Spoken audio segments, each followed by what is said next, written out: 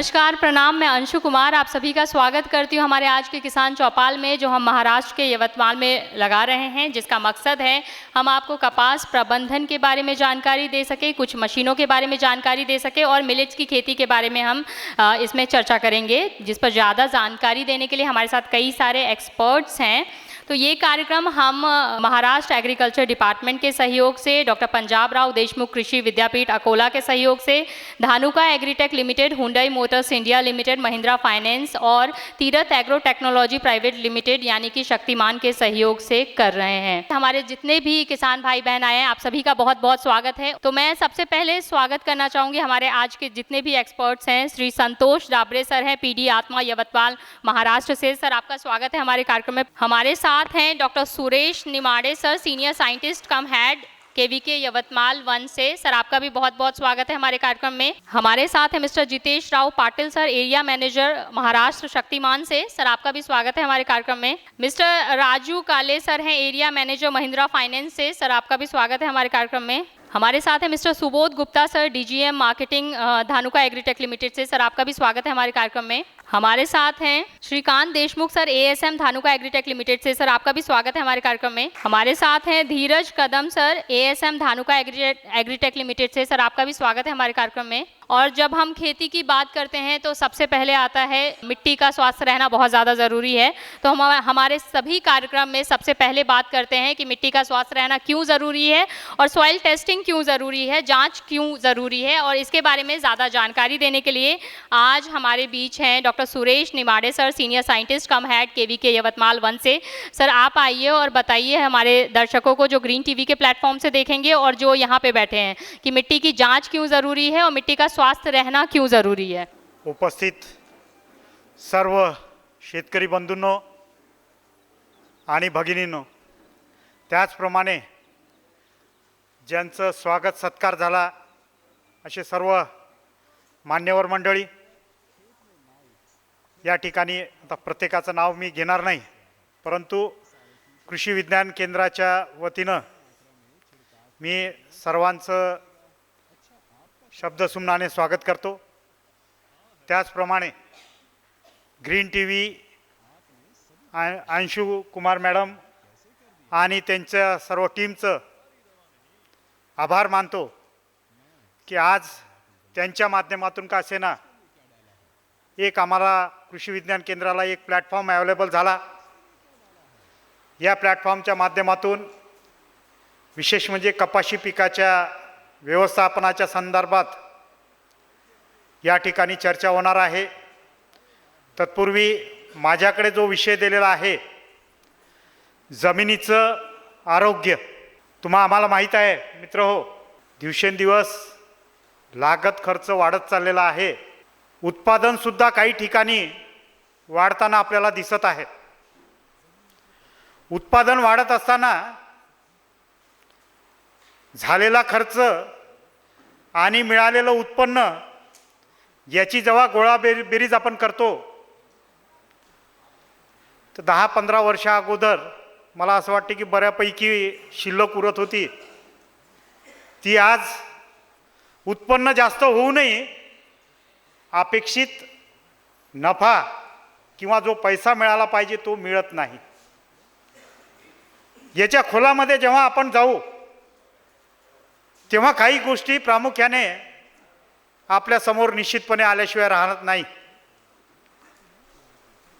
पिकाचं उत्पादन वाढून आलं, पण त्यासोबत त्याचा खर्चही, व्यवस्थापनाचा खर्चही वाढत चाललेला आहे। आणि हा व्यवस्थापनाचा खर्च वाढत असताना दुसरं एक महत्त्वाची बाजू जे आज आपल्याकडून दुर्लक्षित होत आहे तीच मला या ठिकाणी मांडावयाची आहे। ती म्हणजे आपल्या जमिनीचं आरोग्य। आम्हाला मित्र हो माहीत आहे, पिकाच्या वाढीसाठी 20 नव्हे 24 रंगाच्या अन्नद्रव्याची गरज त्या ठिकाणी भासते।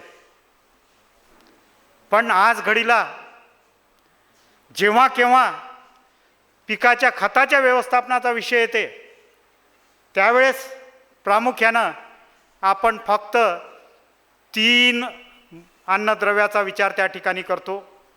मग त्यामध्ये नत्र आहे, स्फुरद आहे, पालाश आहे. फार तर थोडासा शेतकरी समोर गेला तर त्या ठिकाणी 4-5 मायक्रोन्यूट्रिएंटचा विचार करतो. काही शेतकरी 6 सूक्ष्म अन्नद्रव्यापर्यंत पोहोचण्याचा प्रयत्न करतात. परंतु 6 + 3 9 सूक्ष्म अन्नद्रव्यासगट हे मुख्य अन्नद्रव्य जे आपण पिकाला देतो. जे मी म्हटलं तुम्हाला 20 रंगाचे अन्नद्रव्य पाहिजे, तरीही 11 अन्नद्रव्याची तूट त्या ठिकाणी पिकाला आपल्याला हमखास भासवते. मग ही तूट भरून काढता काढता त्या जमिनीची आपली ऐशी तैशी झाल्याशिवाय आपल्याला राहत नाही. कारण आम्हाला माहीत आहे, वरण भात भाजी पोळी जर बिना मिठाची असली तर ते एकही घास आपल्या तोंडातून आतमध्ये शरीरात पोहोचत नाही. त्या एवढूसं लागलेलं मीठ एक आपली वेगळी आगळी भूमिका त्या ठिकाणी बजावत असते. आहे ना ताई, बरोबर? मीठ जर भाजीत नसलं, कितीही मसाला आणि कोणताही मसाला वापरा तुम्ही, कितीही ब्रँडेड भाजीपाला वापरा, मग सेंद्रिय असो की आणखी नैसर्गिक असो, पण त्या मिठाअभावी त्याला चव येत नाही. ही तेवढीच महत्त्वाची बाब आहे. आणि त्याचप्रमाणे त्या ठिकाणी प्रत्येक अन्नद्रव्याचं ह्या पिकामध्ये, जे पिकं आपल्या जिल्ह्यामध्ये आपण घेतो आहे, 9 लाख हेक्टर क्षेत्रावर आपल्या यवतमाळ जिल्ह्यामध्ये आपलं पिकाची लागवड दरवर्षी कमी जास्त प्रमाणात होते. त्याच्यामध्ये मोठा हिस्सा 4.5-5 लाख हेक्टर क्षेत्र कपाशी पिकाखाली आपण दरवर्षी यवतमाळ जिल्ह्यामध्ये घेतो. त्याच्या खालोखाल सोयाबीनचं क्षेत्र आपल्या जिल्ह्यामध्ये राहते. 2.5-3 लाखापर्यंत सोयाबीनचं क्षेत्र आपल्या जिल्ह्यामध्ये राहते. तिसरं महत्त्वाचं पीक आपल्या जिल्ह्याचं जर सांगायचं झालं तर तुरीचं पीक आहे. आता अलीकडे माझा शेतकरी बांधव तुरीचं सलग पीक घेण्याचा विचार त्या ठिकाणी करतो आहे. 1.25 लाख ते 1.5 लाख हेक्टरपर्यंत तुरीचं पीक आपण या जिल्ह्यामध्ये घेतो. आणि मग नंबर येतो कुठंतरी भरड धान्याचा, ज्वारीचा. तर अशी हे आपल्या जिल्ह्याची पीक रचना, पीक व्यवस्था जे आपण घेतो आहे ती आहे. याला लागणारं जे 20 रंगाचे अन्नद्रव्य आहे, तर याच्यामध्ये जास्तीत जास्त 9 रंगाचे अन्नद्रव्य आपण पुरवठा करतो. आणि मी मगाशी सांगितल्याप्रमाणे जर एखादा मिठं सारखं आपल्या खाण्यामध्ये त्या ठिकाणी कमी झालं तर ते अन्न निचव होते, बेचव होते, त्याला काहीही अर्थ लागत नाही. तर अशा परिस्थितीमध्ये सर्व शेतकरी बांधवांना विनंती आहे की ह्या संदर्भात आपण विचार करणं अतिशय गरजेचं आहे.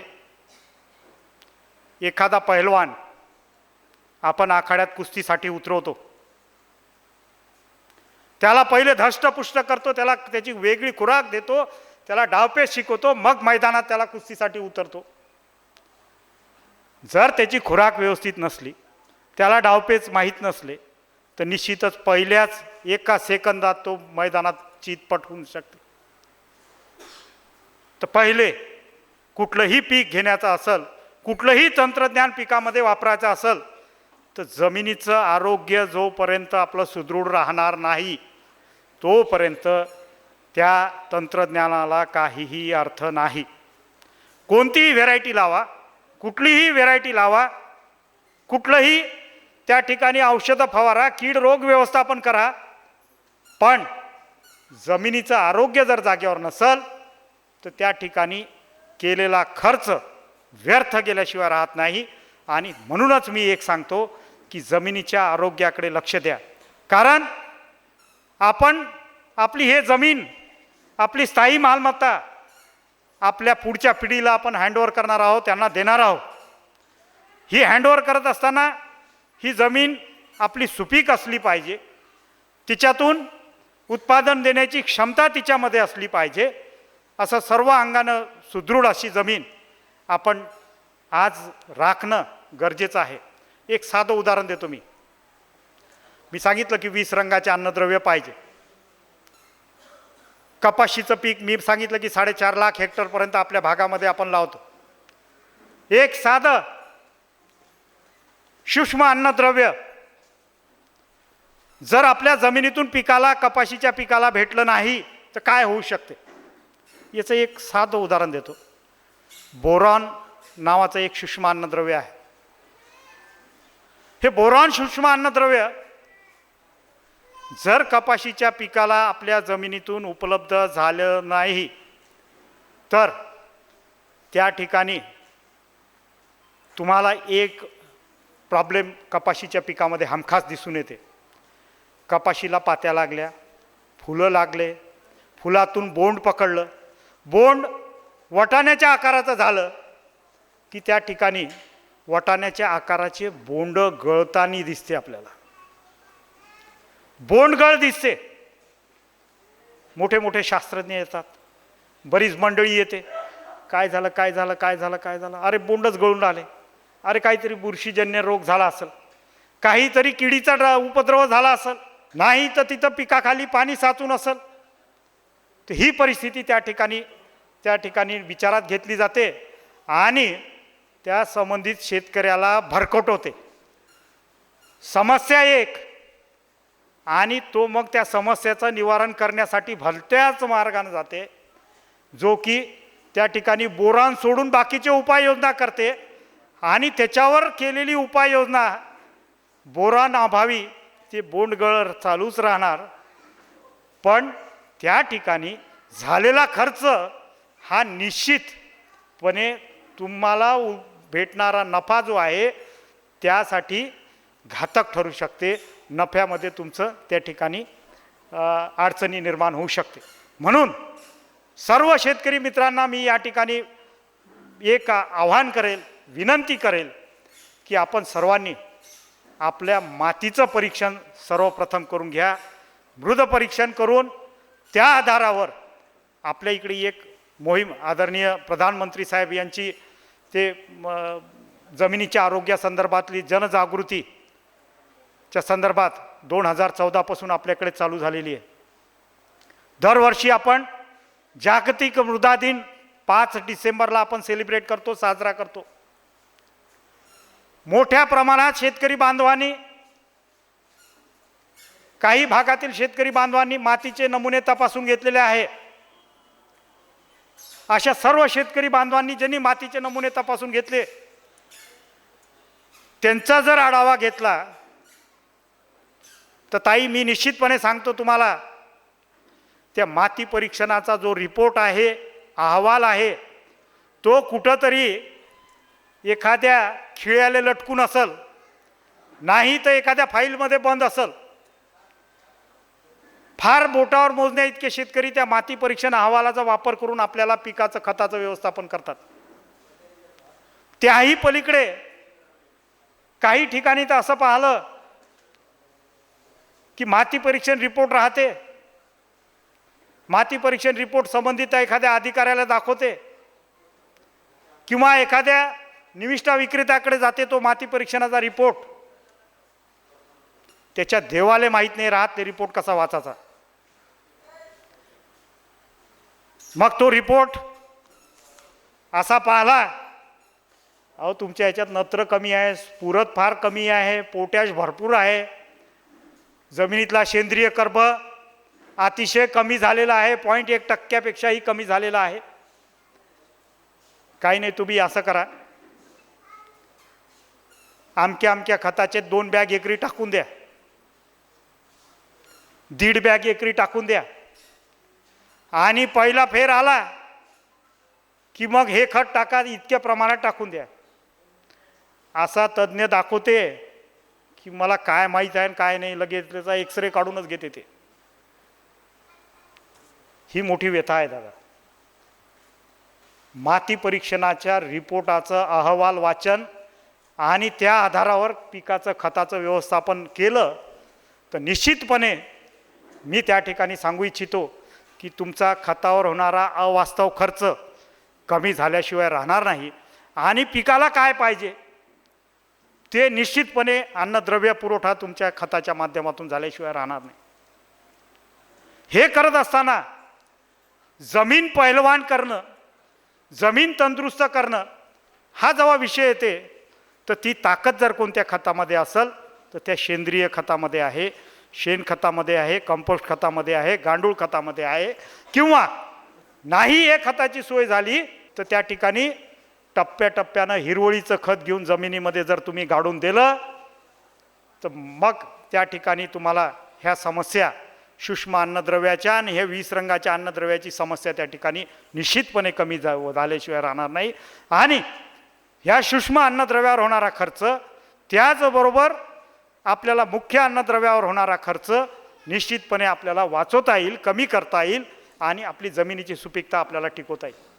मित्रहो, संशोधन झालेलं आहे.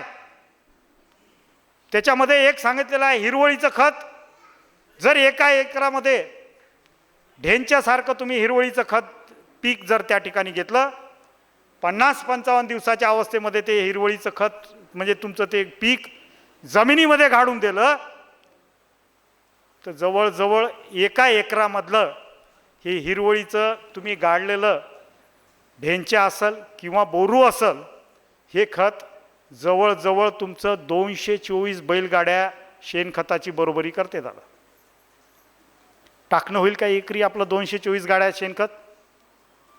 वेखंडेजी होईल का? कोण्यातरी शेतकऱ्याचं होईल का हिंमत? एकरी 200 गाड्या शेणखत टाकणं आहे पॉसिबल? शक्य आहे? बिलकुल शक्य नाही.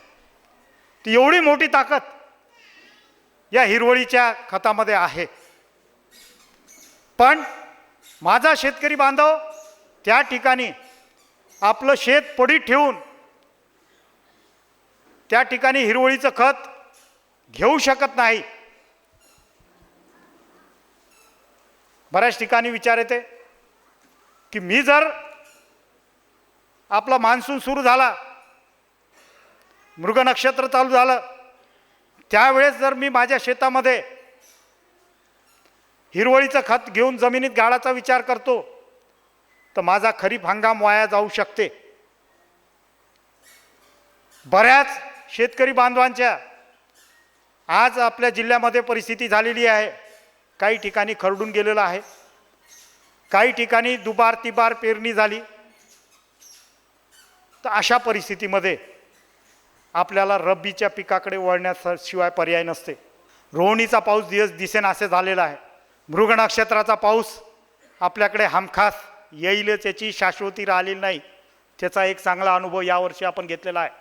मग समोरचं नक्षत्र परत चालू होते, वाटते की त्या नक्षत्राला पाऊस येईल, पण यावर्षी त्याही नक्षत्रातनं उघाडत दिली. तर अशा परिस्थितीमध्ये जेव्हा केव्हा चान्स भेटला, मृग नक्षत्रामध्ये टप्प्याटप्प्यानं आपल्या शेताचा काही भाग 5 एकर वावर असेल तर एखादं एकर वावर आपण हिरवळीच्या खताकडे वळवा. रोटावेटरच्या साहाय्यानं असेल किंवा आधुनिक अवजारं आपल्याकडे आलेले आहेत, त्याच अवजाराच्या साहित्या मदतीनं आपण त्या ठिकाणी जमिनीमध्ये गाडून द्या.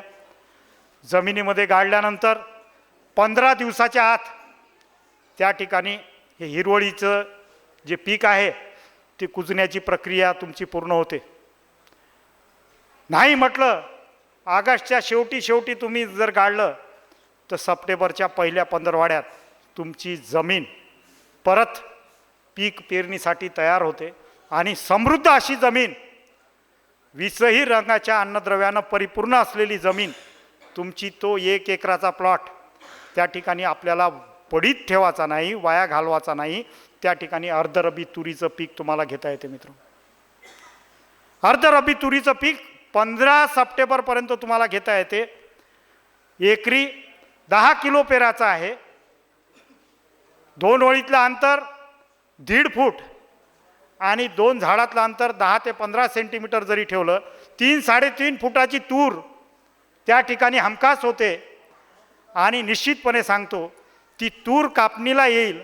जर उशिरा तयार होणारी तूर जर त्या ठिकाणी वापरली, मग ICPL 87-119 असेल, आशा असेल किंवा BDN 736 असेल किंवा उशिरा येणाऱ्या इतरही काही वाहन असेल, BDN 716 सारखी जे 170 दिवसात तयार होणारं तुरीचं वाहन असेल, हे तुरी जर तुम्ही त्या ठिकाणी लावल्या तर 132 दिवसात म्हणजे जानेवारीच्या पहिल्या पंधरवड्यात तुमची तूर कापणीला येते.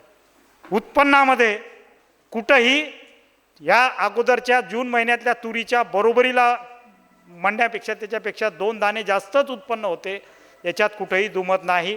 मित्र हो, वेळेचं बंधन आहे. थोडासा अलाराम वाजलेला आहे माझा, त्याच्यामुळे एक गोष्ट सांगतो, हिरवळीचं खत हमखास घ्या आणि आपली जमीन समृद्ध बनवा. पीक नियोजन करत असताना सर्वात महत्त्वाची बाब विचारात घ्या. सर्व पिकामध्ये जर आजच्या घडीला कोणतं पीक परवडण्यासारखं असेल तर ते तुरीचं पीक आहे दादा. सर्वात लागत कमी आणि सर्वात हमी भाव जास्त. आज आपली तूर काय भाव गेली? 8-9 हजारावर. किती? जर माझ्या शेतामध्ये, आपल्या जिल्ह्यामध्ये काही शेतकरी कृषी विज्ञान केंद्राच्या संपर्कात आहे दादा, 14 क्विंटल एकरी तूर पिकवतात. आणि 14 क्विंटल जर एकरी तूर पिकवली, जे की एकरी त्याचं बियाणं लागलं होतं 2 किलो, 2 किलो बियाणं, सर्व मॅनेजमेंटचा खर्च पकडला 15,000 रुपये, मजुरा गिजुरा सगटचा 15 अधिक 300, 15,300 रुपये. आणि जर त्यानं 14 क्विंटल तूर जर त्यानं पिकवली, आजचा भाव जर पकडला 10,000 रुपये, 1,40,000 रुपयाचं ना कापूस उत्पन्न देत ना सोयाबीन उत्पन्न देत. फक्त त्याचं तंत्र थोडंसं समजून घ्या, त्याचं तंत्र वापरण्याचं पद्धत समजून घ्या. कृषी विज्ञान केंद्र आपल्या सेवेशी आहे मित्र हो. या ठिकाणी आपण जर आलात तर अनेक शेतकरी आहे की जे त्या ठिकाणी उत्पादनामध्ये क्रॉस करत आहे, एकमेकाचा रेकॉर्ड ब्रेक करत आहे उत्पन्न. तर अशा पद्धतीने आपण करावं. या ठिकाणी मी अधिक न बोलता एक परत दुसऱ्या पिकाकडे वळण्यासंदर्भात सांगतो. कारण मॅडमनी एक जाता जाता मला सांगितलं होतं की त्या ठिकाणी भरड धान्याविषयी आपण विचार करणं गरजेचं आहे. आपल्या जिल्ह्याचं पारंपरिक महत्त्वाचं पीक असलेलं ज्वारीचं पीक, जे एका काळी 1 नंबरवर कापूस 1 नंबरवर आणि 2 नंबरवर ज्वारीचं पीक होतं, ते कुठंतरी आज आपण जर विचार केला आपल्या जिल्ह्याचा तर फक्त 3,000 हेक्टरवर, आणि तेही उन्हाळी ज्वारी आपण लावतो आहे. गहू आणि ज्वारी याच्या भावाची तुलना मार्केटमध्ये जर आपण पाहिली तर त्या ठिकाणी आपल्याला हमखास जाणवल की गहू 1,700, 1,800, 2,200, 2,500. ज्वारी म्हटलं, डॉक्टर साहेब इकडे समोर या, ज्वारी जर म्हटलं 2,700, 2,800, 3,200, 3,500, डीमार्टवर जर गेलं तर 4200. कुठं गहू राहिला आणि कुठं ज्वारी राहिली, हा फरक आपल्याला हमखास दिसल. तर मित्र हो, भरड धान्याकडे वळा. आपल्या ज्वारीच्या पिकाच्या संदर्भात मध्ये जे आहे, ज्याला आपण मिलेट म्हणतो, त्याचबरोबर काही मायनर मिलेट आहे बाजऱ्याच्या पिकाचाही आपल्याला तिथं आपण विचार करतो. आपल्या जमिनीची खोली 4 बोटं खोली नाही राहत, जमिनीची खोली, आणि तिथं पराठ्या लावतो आपण, कापूस लावतो, कापूस घ्यायचा विचार करतो. माझ्या बाप दाद्यानं त्या ठिकाणी खरंच कापूस लावला होता का दादा? तुम्ही सांगा मला, कापूस लावला होता? नाही लावला होता. त्या ठिकाणी हमखास बाजरा, त्या ठिकाणी आपण निश्चितपणे बाजऱ्यासारखं पीक आपले शेतकरी बांधव घेत होते, माझे वाड वडील घेत होते. जमीन हलकी आहे तिथं बाजरा लावा, जमीन मध्यम आहे तर त्या ठिकाणी ज्वारीसारख्या पिकाचा विचार त्या ठिकाणी करा. त्याचं लागवड तंत्र सांगण्याची आम्हाला काही जरूरत नाही. आता खिशामध्ये आपला मोबाईल आहे, हाही एक मोठा आपतच झालेली आहे. हा मोबाईलही एक आफत झालेली आहे. आपत तुम्ही म्हणाल कसं, हे तंत्रज्ञान तर देते, परंतु अनेक असे यूट्यूब त्याच्यामध्ये आता घालून राहिले लोक की जे काहीतरी दिशाभूल शेतकऱ्याची करते. आमकं प्रॉडक्ट जर गालाले लावलं तर लगेच हप्त्याभरात गोरं होते म्हणते, त्याला रंगरंगोटी केल्याशिवाय काही गोरं होत नाही. असे किती प्रॉडक्ट वापरा आणि काहीही वापरा तुम्ही. तर तशीच गोष्ट या ठिकाणी आपल्या ह्या पिकाच्या संदर्भातली आहे. अनेक गोष्टी ह्या मोबाईलच्या माध्यमातून चुकीचा प्रसार करते आहे. माझ्या शेतकरी बांधवाकडे आज ही द्विधा मनस्थिती आहे. की मी काय करू, मी निसर्ग शेती करू, मी सेंद्रिय शेती करू, की सर्वाचा मिसळ करू, की ते साहेब सांगते नाही रासायनिक शेतीच करा ना, कुठं त्याच्या मागं लागतात, त्याच्या फालतूच्या फंदात पडतात. असा गोंधळाची अवस्था निर्माण झालेली आहे. मग एक एक आपण त्या याच्यावर गेलं की नवीन नवीन स्टोरी त्याच्यामध्ये येते. परंतु एक गोष्ट लक्षात घ्या मित्र हो, कृषी विभाग आहे, कृषी विभागाचा आत्मा आहे, कृषी विज्ञान केंद्र आहे, हे आपल्या सेवेसाठी निस्वार्थपणे त्या ठिकाणी काम करत असतात. ह्या गोष्टी थोड्याशा विचार करून आमचं नेहमी म्हणणं राहते, आज आमच्याकडे काम जर कोणतं असेल, काम कोणते येत असेल शेतकरी बांधवाचे, अमक्यानं तणनाशक फवारलं आणि त्याचं पीक जळलं, तमक्यानं ते कीटकनाशक मारलं आणि त्याला विषबाधा झाली, जाऊन पाहून या तिथून. माझी सर्व शेतकरी बांधवांना विनंती आहे, दादा कोणताही फवारा मारण्यापूर्वी तुम्ही एकदा कृषी विभागाची फोन करून का नाही विचारत. बरेच शेतकरी बांधव आता म्हणतात सोयाबीनवर त्या ठिकाणी कोणता फवारा मारू. अरे बाबा, आळी आहे का त्याच्यात, कीड आहे का, रोग आहे का. आपण त्याला ते थायोमिथॉक्झम लावलं होतं ना, त्याला 30% FS वालं, त्याच्यात खोडमाशी नाही, चक्रभुंगा नाही, कोणती कीड नाही, मग कशासाठी मारतं फवारा. नाही साहेब, एकही फवारा झाला नाही ना, एकही फवारा झाला नाही. आमच्या बाजूला तर 2-2 झाले, 2-2 फवारे झाले. म्हणून आपणही फवारा मारायचा, ही जे आपली संकल्पना आहे दादा, ती ब्रेक झाली पाहिजे कुठंतरी. आणि दुसरी गोष्ट एक पक्क लक्षात ठेवा, आपल्याकडे एक म्हण आहे, नीम हाकीम जान को खतरा. यूट्यूबच्या माध्यमातून अर्धवट नॉलेज असलेले लोक आपला जीव घेतल्याशिवाय सोडत नाही दादा, जीव घेतल्याशिवाय सोडत नाही. अर्धवट माहिती, सोयाबीनवर तण झालं का, कचरा झाला का, मारण म्हणते, तर तणनाशकाचा आमच्या तणनाशकाचा फवारा मारण म्हणते. अरे बाबा, तिथं ते जो सोयाबीन फुलावर आलं ना, कुठं कुठं चलप्या पकडून आल्या, शेंगा पकडून आल्या ना, त्याचा काही विचार काही नाही. तर ह्या गोष्टी थोड्याशा विचारात घ्या मित्र हो. आपण सर्व याच्या संपर्कात राहा. त्या ठिकाणी मला बोलण्याची संधी उपलब्ध करून दिली. 2 मिनिट मॅडम म्हणजे जास्त घेतले, त्याबद्दल दिलगिरी व्यक्त करतो. कारण तुमचा शेड्यूल टाईम पेक्षा 2 मिनटं माझे जास्त झाले, पण आपण ऐकले. पण एक जाता जाता सांगतो की राष्ट्रसंतांना आपल्याला म्हटलेलं आहे, पुसे त्याचं काम नाही नासे. एकदा विचारून पहा, पटलं तर करा, नाही तर सोडून द्या. धन्यवाद. तो सर, आपने जो बताया उससे रिलेटेड एक सवाल पूछिए.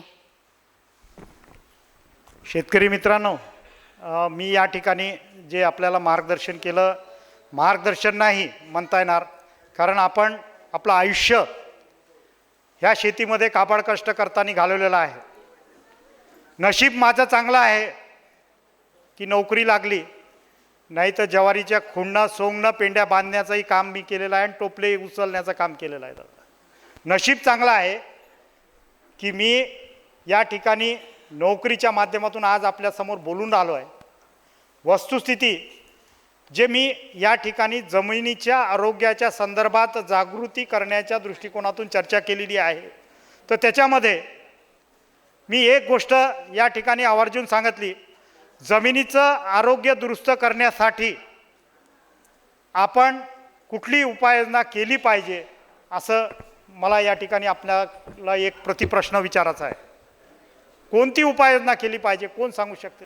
एन चंद्रा म्हणून आहे, त्यांनी ते वेस्ट डीम कंपोजर काढलेला आहे. त्याच्यात त्यांनी असा दावा केला आहे की हे ये स्टेज पे आइए. तो हमारे बीच कुछ और एक्सपर्ट्स हैं जो इनका मैं सबसे पहले स्वागत करना चाहूँगी. केतन हुंडई यवतमाल से. सर, आपका बहुत बहुत स्वागत है हमारे कार्यक्रम में. हमारे बीच मिस्टर लेस्लाई साल्वे सर हैं, senior general manager Ketan Hyundai group से. सर, आपका भी स्वागत है हमारे कार्यक्रम में. हमारे साथ हैं mister Amit Deshpande sir, area sales head Vidarbha और Chhattisgarh Hyundai Motors India Limited से. सर, आपका भी बहुत बहुत स्वागत है हमारे कार्यक्रम में. हमारे territory sales manager rural Hyundai Motors India Limited के। सर आपका भी स्वागत है हमारे कार्यक्रम में। और हमारे बीच हैं Shivam Tiwari ji, territory sales manager Hyundai Motors India Limited के। सर आपका भी स्वागत है हमारे कार्यक्रम में। नेक्स्ट स्पीकर को बुलाना चाहूँगी, मिस्टर सूरज देशमुख सर हैं DGM धानुका एग्रीटेक लिमिटेड से। सर आप आइए और बताइए इंडिया का प्रणाम हर किसान के नाम कैंपेन क्या है और धानुका की इनिशिएटिव कपास किसानों के लिए क्या क्या है, इसके बारे में जानकारी दीजिए। सुरुवातीला आदरणीय नेमाडे सरांनी ज्या सखोल माहितीचं मार्गदर्शन आपल्याला केलं, वेळ अशी होती की ऐकत राहावं वाटत होतं, पण वेळेअभावी त्यांनासुद्धा शॉर्टकटमध्ये करायचं काम पडलं. पण नेमाडे सर तुमच्यासोबत आम्ही परत कनेक्ट करू आणि सॉईल टेस्टिंगबद्दल अधिक माहिती घेण्याचा प्रयत्न करू. ग्रीन TVद्वारा आयोजित आजच्या शेतकरी मेळाव्यामध्ये उपस्थित कृषी विज्ञान केंद्र यवतमाळ चे सर्व वैज्ञानिक वर्ग, तसेच कृषी विभागातील सर्व अधिकारी मंडळी, महिला बचत गट, कृषी क्षेत्राशी निगडित सर्व अधिकारी वर्ग व जमलेल्या सर्व शेतकरी बांधूंचे मी सूरज देशमुख धानुका ॲग्रीटेक लिमिटेडतर्फे हार्दिक हार्दिक स्वागत करतो. एकदा जोरदार टाळ्या होऊन जाऊ दे आपल्या सर्व शेतकरी बंधूंसाठी. तर शेतकरी बंधूंनो, एक माझं प्रेझेंटेशन सुरू करण्याच्या आधी आपल्या दैनंदिन जीवनामध्ये घडत असणाऱ्या काही गोष्टीबद्दल एक छोटासा मेसेज आहे, त्याच्यामध्ये आपण काय काळजी घ्यायची आहे याचा एक आपण छोटासा व्हिडिओ बघूया पहिले.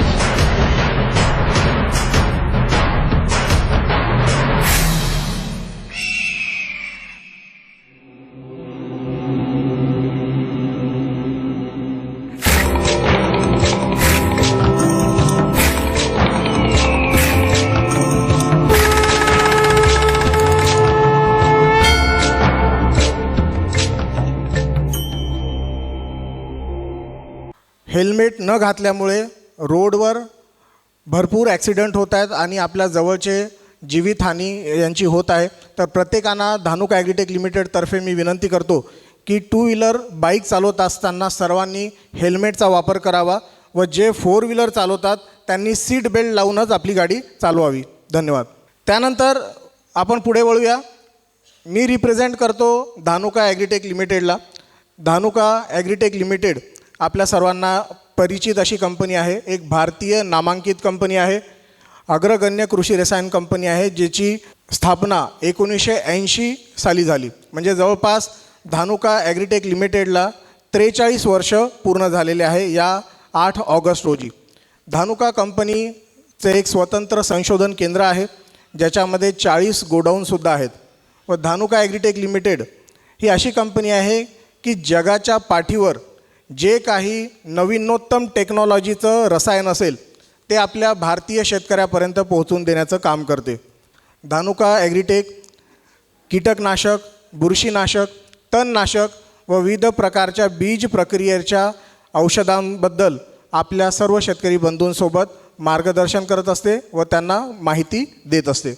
धानुका ॲग्रीटेक लिमिटेडचा महत्त्वाचा मुद्दा म्हणजे व्यावसायिक महत्त्व तर आहेच, पण येणाऱ्या काळात परिस्थितीनुसार बदल घडवून आणणे व तंत्रज्ञानाच्या हिशोबाने आपल्याला पुढे जाण्यासाठी काय नवीन टेक्नॉलॉजीचा वापर करायला पाहिजे याच्याबद्दलसुद्धा धानुका ॲग्रीटेक लिमिटेड सदा अग्रेसर राहते. जसं की येणाऱ्या काळामध्ये ड्रोनद्वारे फवारणी करण्याची नवीन तंत्रज्ञान आपल्या भारतामध्ये उपलब्ध करून देण्याचा महत्त्वाचा काम धानुका ॲग्रीटेक लिमिटेड करत आहे.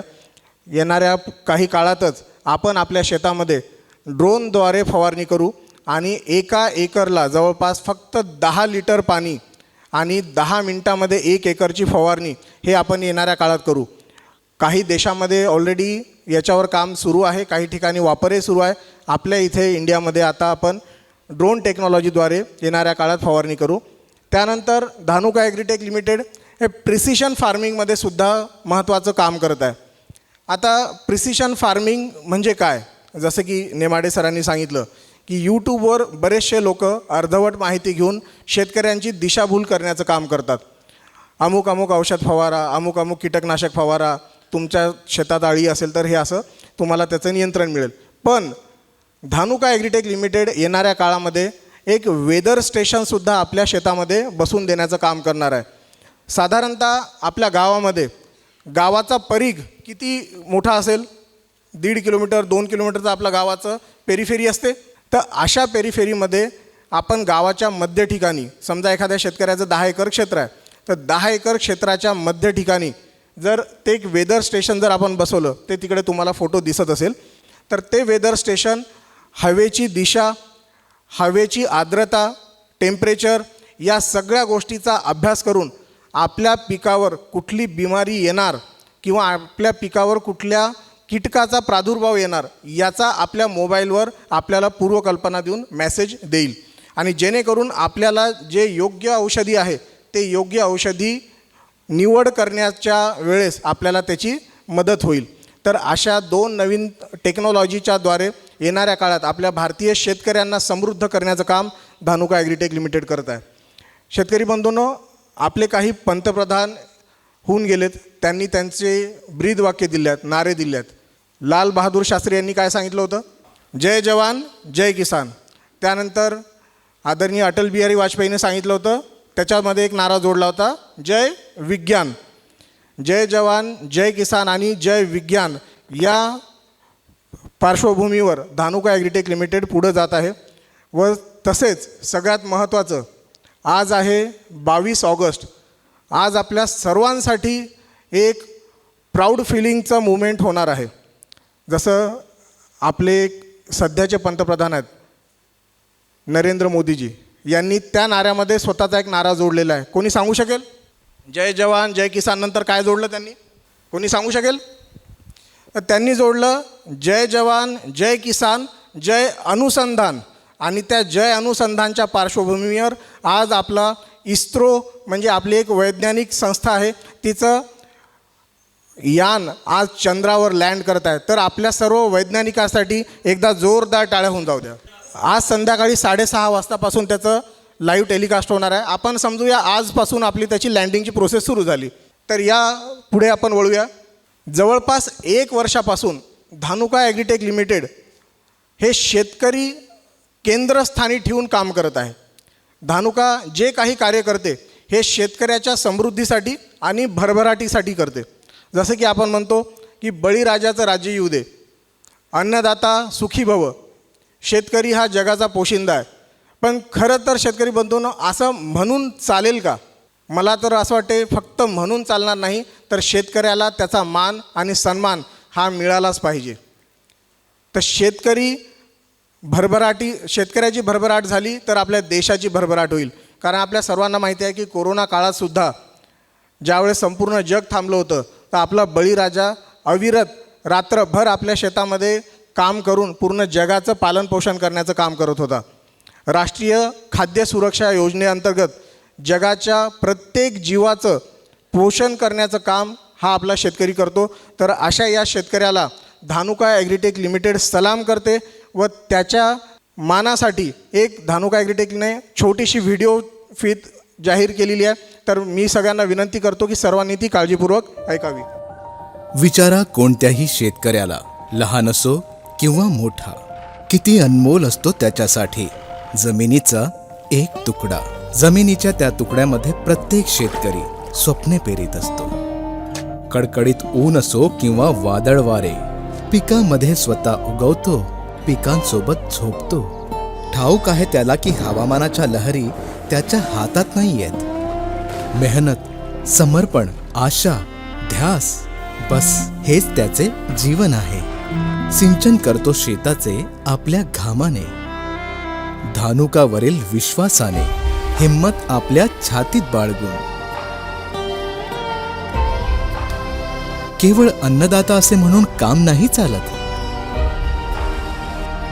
हे बळीराजा, तुला पूर्ण देशाचा सलाम तर मिळालाच पाहिजे. धानुका, इंडियाचा सलाम प्रत्येक शेतकऱ्याच्या नावे. इंडिया का प्रणाम, हर किसान के नाम या कॅम्पेनसाठी मी 3 वेळेस घोषणा देईल आणि माझ्या मागे आपण सर्वांनी तशा घोषणा द्यायच्या आहेत. मी म्हणीन इंडिया का प्रणाम, तर आपण सर्वांनी म्हणायचं आहे हर किसान के नाम. माझ्यासोबत साथ देसाल? इंडिया का प्रणाम, इंडिया का प्रणाम, इंडिया का प्रणाम. खूप खूप धन्यवाद. पुढे जाऊयात. सगळ्यात महत्त्वाचं, आपला यवतमाळ जिल्हा हा कपाशीसाठी ओळखला जातो. जसं की नेमाडे सरांनी कपाशीबद्दल पूर्ण क्षेत्र किती आहे याची माहिती तर दिलीच, तर आपण त्याच्यामध्ये अजून थोडीशी भर घालण्याचा प्रयत्न करूया. कपाशी हे मुख्य पीक आपल्या शेतामध्ये असताना आपल्याला माहिती आहे की आपण त्याच्यावर महागडे खतं हे टाकत असतो. पण हे सगळे महागडे खतं आपण आपल्या कपाशी पिकाला देत असताना ते किती प्रमाणात आपल्या पिकाला भेटते? कोणी सांगू शकेल? खत टाकल्यानंतर किती टक्के आपल्या पिकाला ते भेटत असेल? मी सांगतो, जवळपास 60% हे खत आपल्या पिकाला भेटते व 40% खत हे सुप्त अवस्थेत पडलेलं राहते किंवा जास्त पाऊस झाला तर ते लीच होऊन जमिनीच्या आतमध्ये चाललं जाते किंवा जास्त टेम्परेचर झालं तर त्याचं बाष्पीभवनाद्वारे ते हवेमध्ये उडून जाते. त्याच्यामुळे हे संपूर्ण खत आपल्या पिकाला भेटू शकत नाही. तर ते खत आपल्या पिकाला भेटण्यासाठी आपण काय उपाययोजना करायला पाहिजे? मला वाटते आपल्या शेतकऱ्यापैकी कोणाचा एक प्रश्न होता, तर त्याचं उत्तर कदाचित त्यांना पुढे मिळू शकेल. त्याची माहिती घेण्यापूर्वी आपल्याला पहिले माती म्हणजे काय हे समजून घेणं गरजेचं आहे.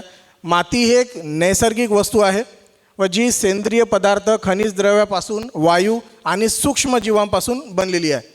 मातीमध्ये असे असंख्य सूक्ष्म जीवाणू आहेत की त्याच्यातले काही आपल्या डोळ्याने दिसतात, पण बरेचसे जीवाणू आपल्याला डोळ्याने सुद्धा दिसत नाही.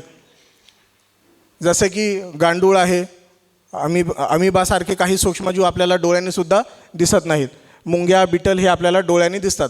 जर आपण 1 चम्मच माती घेतली तर या 1 चम्मच मातीमध्ये हजारो प्रजातींचे करोडो सूक्ष्म जीवाणू लपलेले असतात आणि बऱ्याचशा जीवाणूवर तर अजून संशोधनसुद्धा झालेलं नाही आहे. आता मुख्य मुद्द्यावर येऊ. जे काही आपण खतं आपल्या पिकाला देतो हे खतं फक्त 60% भेटतात व ते उरलेले 40% हे आपल्या पिकाला भेटण्यासाठी एक नवीनोत्तम टेक्नॉलॉजी धानुक ॲग्रीटेकने बाजारात आणलेली आहे, जिचं नाव आहे मायकॉर. आता मायकॉर म्हणजे काय? तर मायकॉर म्हणजे एक जिवंत बुरशी आहे. जिवंत बुरशी जी जगण्यासाठी तिला झाडाच्या मुळाची गरज असते. आता हे पांढऱ्या जे तुम्हाला दिसत आहेत, जे डार्क कलरचे आहेत, ते म्हणजे आपल्या झाडाच्या मुख्य मुळा व बाजूला जी झालर दिसत आहे तंतुमुळ्या, तर ती आहे या मायकॉर बुरशीची प्रजाती. आता मायकॉर काय करते? मायकॉर हे आपल्या झाडाच्या आजूबाजूला पडलेलं सूक्ष्म अन्नद्रव्य, जसं सरांनी सांगितलं नत्र, स्फुर, पालाश हे तर 3 मुख्य अन्नद्रव्य आहेत, पण याच्या व्यतिरिक्त जे काही इतर सूक्ष्म अन्नद्रव्य आहेत हे आपल्या झाडाला पोहोचून देण्याचं काम मायकॉर करते. मायकॉरला राहण्यासाठी स्वतःचं घर नसते. आता मुख्य मुद्दा समजून घेण्याची वेळ आहे. मायकॉरला राहण्यासाठी झाडाच्या मुळाची गरज असते. मायकॉर एकटा जिवंत राहू शकत नाही. आपले एक थोर स्वातंत्र्य सेनानी होऊन गेले, त्यांचं नाव होतं नेताजी सुभाषचंद्र बोस. त्यांनी सांगितलं होतं, तुम मुझे खून दो मैं तुम्हें आझादी दूंगा. हे मायकॉर त्या झाडाला काय म्हणते? तू मला राहण्यासाठी घर दे म्हणते, कारण तो बेघर आहे. तू मला राहण्यासाठी घर दे, त्याच्या बदल्यात मी तुला आजूबाजूला पडलेलं अन्न म्हणजे नत्र, स्फुरद, पालाश, वायू, जल हे सगळं आणून देण्याचं काम करतो. म्हणजे त्यांचं दोघांचं एकमेकांसोबत सिम्बायोटिक असोसिएशन होते आणि त्या असोसिएशनद्वारे झाडाला वाढीसाठी मदत भेटते. आता बाजारामध्ये 2 प्रकारचे मायकॉरिझा आपल्याला पाहायला भेटतात. एक आहे व्हॅम, ज्याला लॉंग फॉर्म म्हणतात व्हेसिक्युलर अर्बॉस्क्युलर मायकोरायझल फंजाय, आणि दुसरं आहे AMF. तर या दोघांमध्ये मुख्य फरक आहे. आपलं मायकॉर जे आहे ते AMF आहे. आता AMFमध्ये काय होते?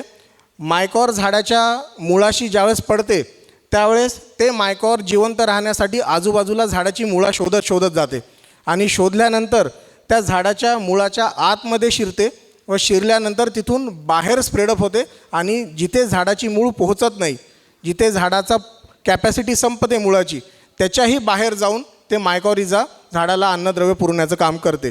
पण जे दुसरं व्हॅम आहे हे झाडाच्या मुळाच्या फक्त आजूबाजूलाच राहते. आजूबाजूला राहते म्हणजे जर तुम्ही ऑनलाईन एखादं प्रॉडक्ट बोलवलं आणि ते ऑनलाईनची डिलेवरी जर तुम्हाला त्याने म्हटलं इथे इथे आमचं ऑफिस आहे, तुम्ही घेऊन या, आपल्या काही कामाचं नाही. पण मायकॉर हे घरपोच डिलेवरी देते.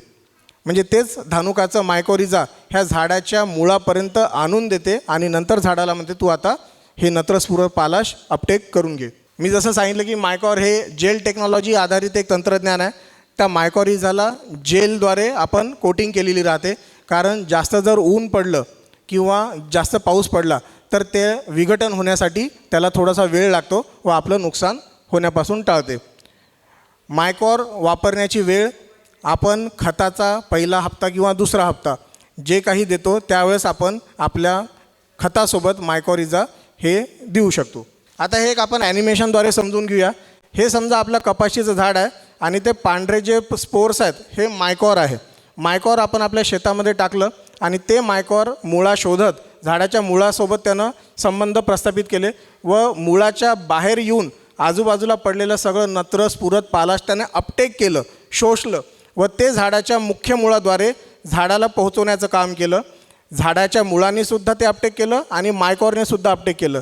त्यामुळे झाडाचा जोम वाढला आणि झाडाला आवश्यक तेवढं पोषण भेटलं.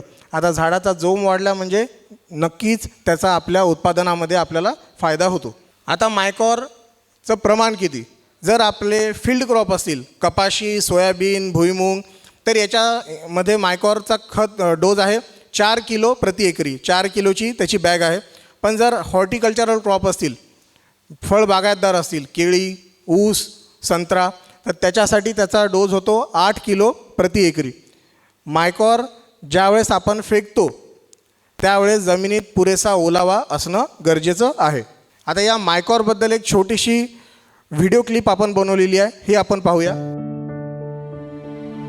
ये मिट्टी, यही हमारी असली विरासत है. इसकी जिम्मेदारी पुरखों से होते होते आज मेरे हाथों में है. और एक दिन ये छोटे नन्हे हाथ इसकी देखभाल करेंगे. पर तब तक उसका ख्याल रखना मेरा फर्ज है.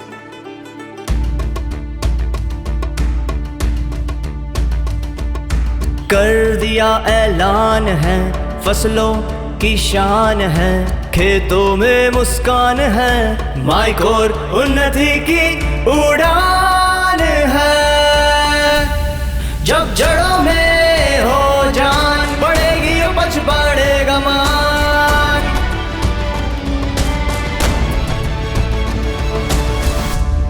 ये जड़ों को ताकत दिलाता है, उनकी क्षमता को बढ़ाता है, हर पोषण को पहुंचाता है, मजबूत फसल दे जाता है.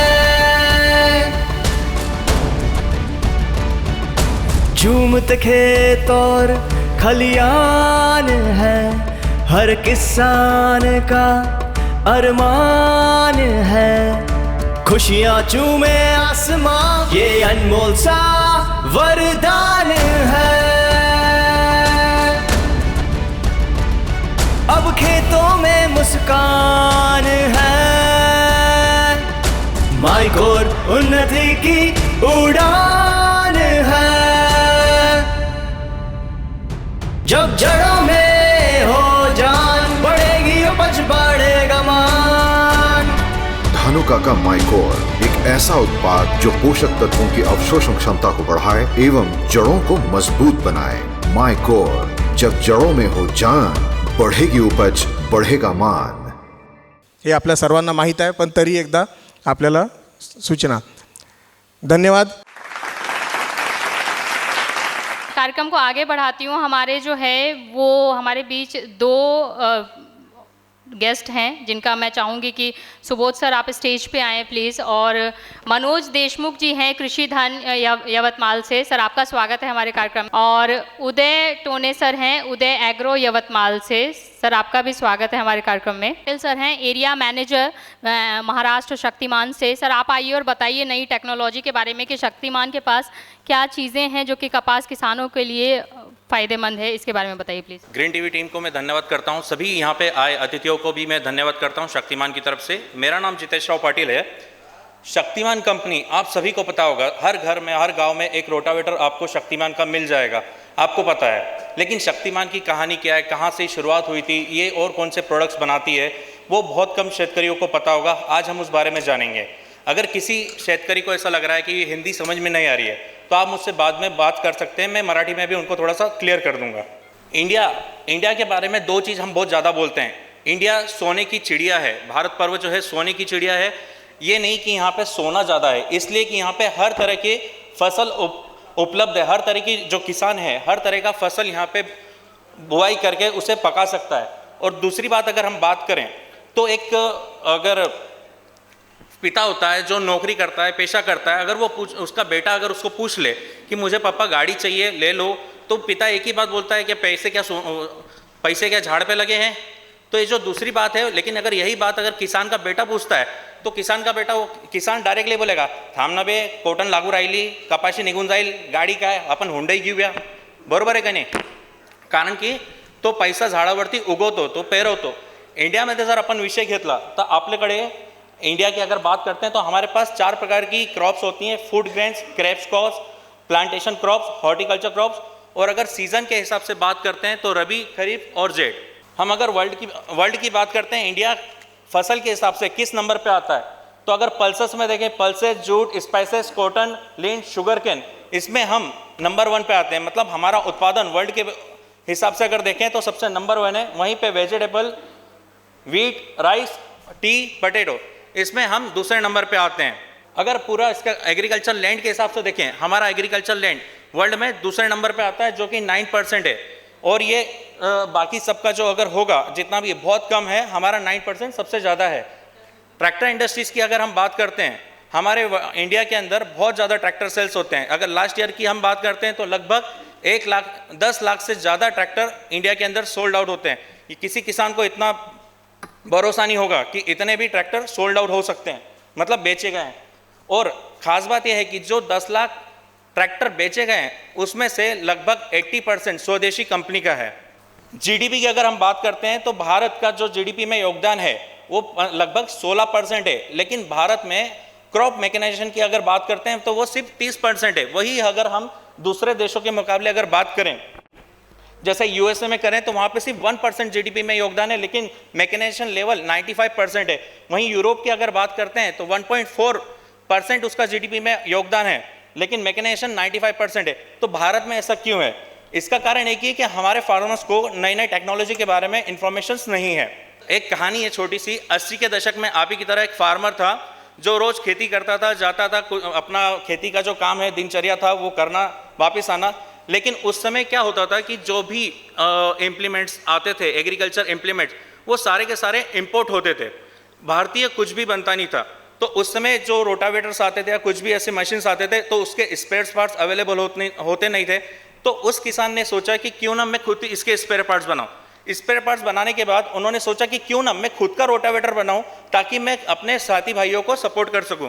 उस दिन वो सोच एक सपने में बदला। आज उस सपने को 25 साल हो गए और एक वो बड़ी कंपनी बन चुकी है। जिन्होंने वो सपना देखा था वो हमारे फाउंडर थे लेट लड्डू भाई गोहिल। 1997 में इन्होंने अपना पहला कदम एज ए शक्तिमान रख दिया था।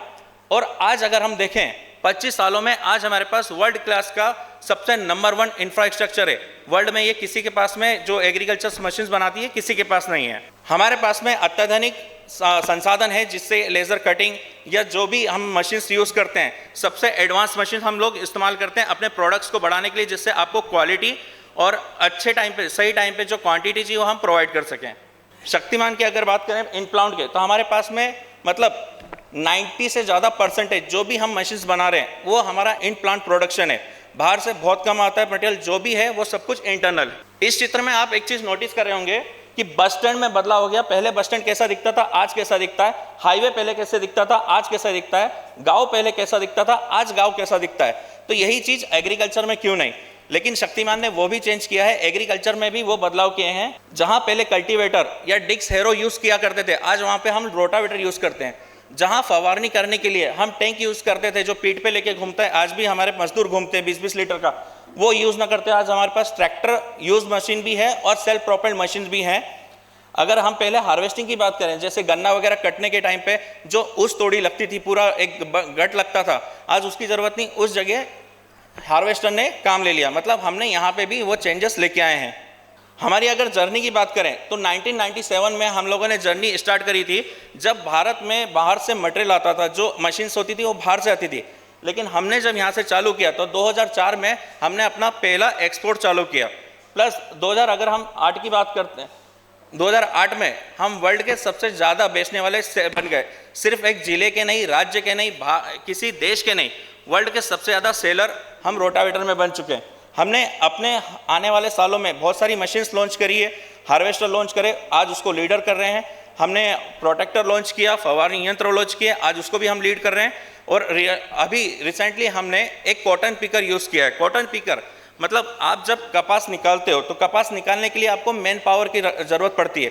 वही काम हम मशीन के थ्रू, जैसे आपका पेडी हार्वेस्टर होता है, गेहूं का हार्वेस्टर होता है, गन्ने का हार्वेस्टर होता है, वैसे ही कॉटन पिकर हार्वेस्टर आज शक्तिमान ने भी प्रोवाइड किया है और वो मार्केट में आपके लिए सुविधा के लिए अवेलेबल है। हम अपने प्लांट की बात करें तो ये ओवरव्यू है प्लांट का, जो 62 एकड़ में फैला हुआ है। ये यूनिट 1 है जो लगभग 31 एकड़ में फैला है, राजकोट गुजरात में। ये यूनिट 2 यहाँ पे सिर्फ और सिर्फ रोटावेटर बनते हैं, जो कि 17 एकड़ में फैला हुआ है। और ये हमारा R&D डिपार्टमेंट है जो 7 एकड़ में फैला हुआ है। ये यूनिट 3। सिर्फ इतना ही नहीं कि हमने सिर्फ मशीन्स बना दिए, आपने ले लिए, आपने हम लोगों को एक ब्रांड बनाया और उस ब्रांड ने हमें एक उपलब्धि दी, जिसे अगर हम देखें तो ICFA ने हमें 2 बार अवार्ड दिया है, TPM ने हमें लीडरशिप अवार्ड दिया है, साथ ही गवर्नमेंट ने हमें सर्टिफाइड R&D डिपार्टमेंट बनाया। जो भी आज मशीन्स हम लोग बनाते हैं, जो भी मशीन आप यूज़ करते हैं, वो सारी मशीन्स पहले R&D होती है, टेस्ट होती है, उसके बाद ही वो आपके पास अवेलेबल होती है। ऐसा नहीं 4 मशीन जोड़ दी, 4 प्रोडक्ट जोड़ दिए, कोई भी पार्ट्स और आपको दे दिया। सर्टिफाइड मशीन्स होती हैं। अगर भारत की हम बात करें तो भारत में 850 से ज़्यादा डीलर नेटवर्क हमारे पास अवेलेबल है, 64 से ज़्यादा डिस्ट्रीब्यूटर्स अवेलेबल है और स्पेयर पार्ट्स के लिए 105 पार्ट्स डिस्ट्रीब्यूटर्स हमारे पास अवेलेबल है। अगर से भारत का नाम कहें, हम पूरे विश्व की बात करें तो 100 से ज़्यादा कंपनियों में आज हम एक्सपोर्ट कर रहे हैं। ये जो आप देख रहे हैं इस चित्र में आपको दिखा रहा है कि कौन सी कॉन्टिनेंट पे हमारा मटेरियल कितने % में जाता था। ये कुछ साल पहले, 25 साल पहले यही उल्टा था कि हमारे इंडिया में बाहर से कितना मटेरियल आता था। आज हमने उसको उल्टा कर दिया, आज हमारी तरफ से बाहर कितना मटेरियल जाता है। अगर आप देखेंगे तो यूरोप में 30% हम मशीन भेजते हैं, नॉर्थ अमेरिका में और साउथ अमेरिका में 36% भेजते हैं, एशिया में 22% हम मशीन उनको बेचते हैं। इतनी सारी कहानी किस चीज़ के लिए? सिर्फ इस एक फ़ोटो के लिए। ये फ़ोटो हम जितने भी यहाँ बैठे हैं वो सब का कारण एक ही है, सिर्फ ये एक फ़ोटो।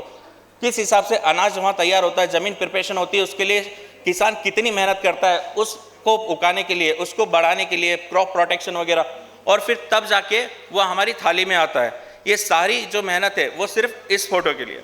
आज हमारे पास हर प्रकार की पिक, जो फसल बोलते हैं पिक है या क्रॉप है, उसके लिए पूरी साइकिल अवेलेबल है। आपकी जनरली कुछ से भी क्रॉप होगी तो उसकी 5 साइकिल होती है। पहली होती है जिसमें आप अपनी लैंड प्रिपेयर करते हैं, जिसे मराठी में बोलते हैं वावर तैयार करना। दूसरा होता है सोइंग एंड प्लांटिंग, जहाँ पे आप पेरनी करते हैं। तीसरा होता है क्रॉप प्रोटेक्शन, जो आपका होता है कि फवारनी वगैरह करना है या मशागती करना है वो। चौथा होता है हार्वेस्टिंग, जहाँ पे आप अपना फसल काटते हैं। और पांचवा सबसे अहम, फसल काटने के बाद, या उदाहरण लें कॉटन काटने के बाद, आपका कॉटन निकालने के बाद जो आपका पेड़ रह जाता है उसको हम कैसे यूटिलाइज कर सकते हैं आने वाली फसल के लिए, उसे हम क्रॉप रेसिड्यू मैनेजमेंट कहते हैं। सीड बेड प्रिपरेशन में हमारे पास में कुछ मशीन है। पहली मशीन आप सभी को पता है, ऐसा कोई मशीन है जिसको ये मशीन नहीं पता हो? कोई भी?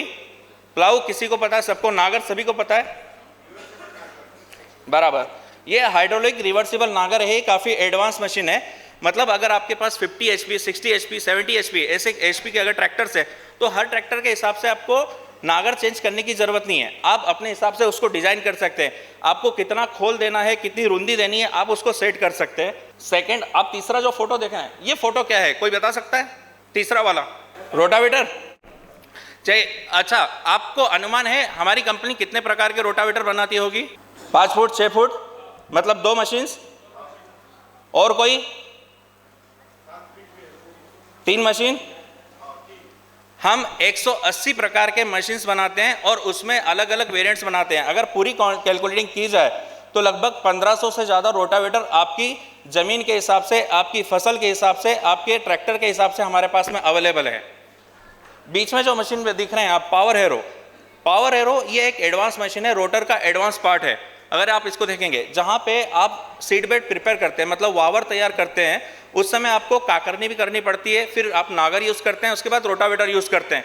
ये तीनों यूज़ करने के बाद भी क्या होता है कि आपको जो खोल मिलती है वो सिर्फ 4 इंच की मिलती है, 5 इंच की मिलती है, बराबर। लेकिन आप वो तीनों मशीन का इस्तेमाल अगर ना करके पावर हैरो का अगर इस्तेमाल करोगे तो आपको जो खोल मिलेगी वो लगभग 12 इंच तक खोल मिल जाएगी। इससे जो भी फसल है आपकी वो अच्छी तरह से उसके रूट्स ज़मीन के अंदर जा सकते हैं और फसल में जो हम लोग को ईल्ड्स मिलती है, वृद्धि होती है, काफ़ी अच्छी तरह की होगी। ये जो आप मशीन देख रहे हैं कंपोस्ट स्प्रेडर, ये आपका जैसे गांडूर खर होता है, कोई भी खत आपको बिछाना होता है, उसके लिए आपको मैन पावर लगती है, तो वो कम से कम लगे और उसमें आपका मशीन के द्वारा इससे कम समय में ज़्यादा काम आपका हो सकता है।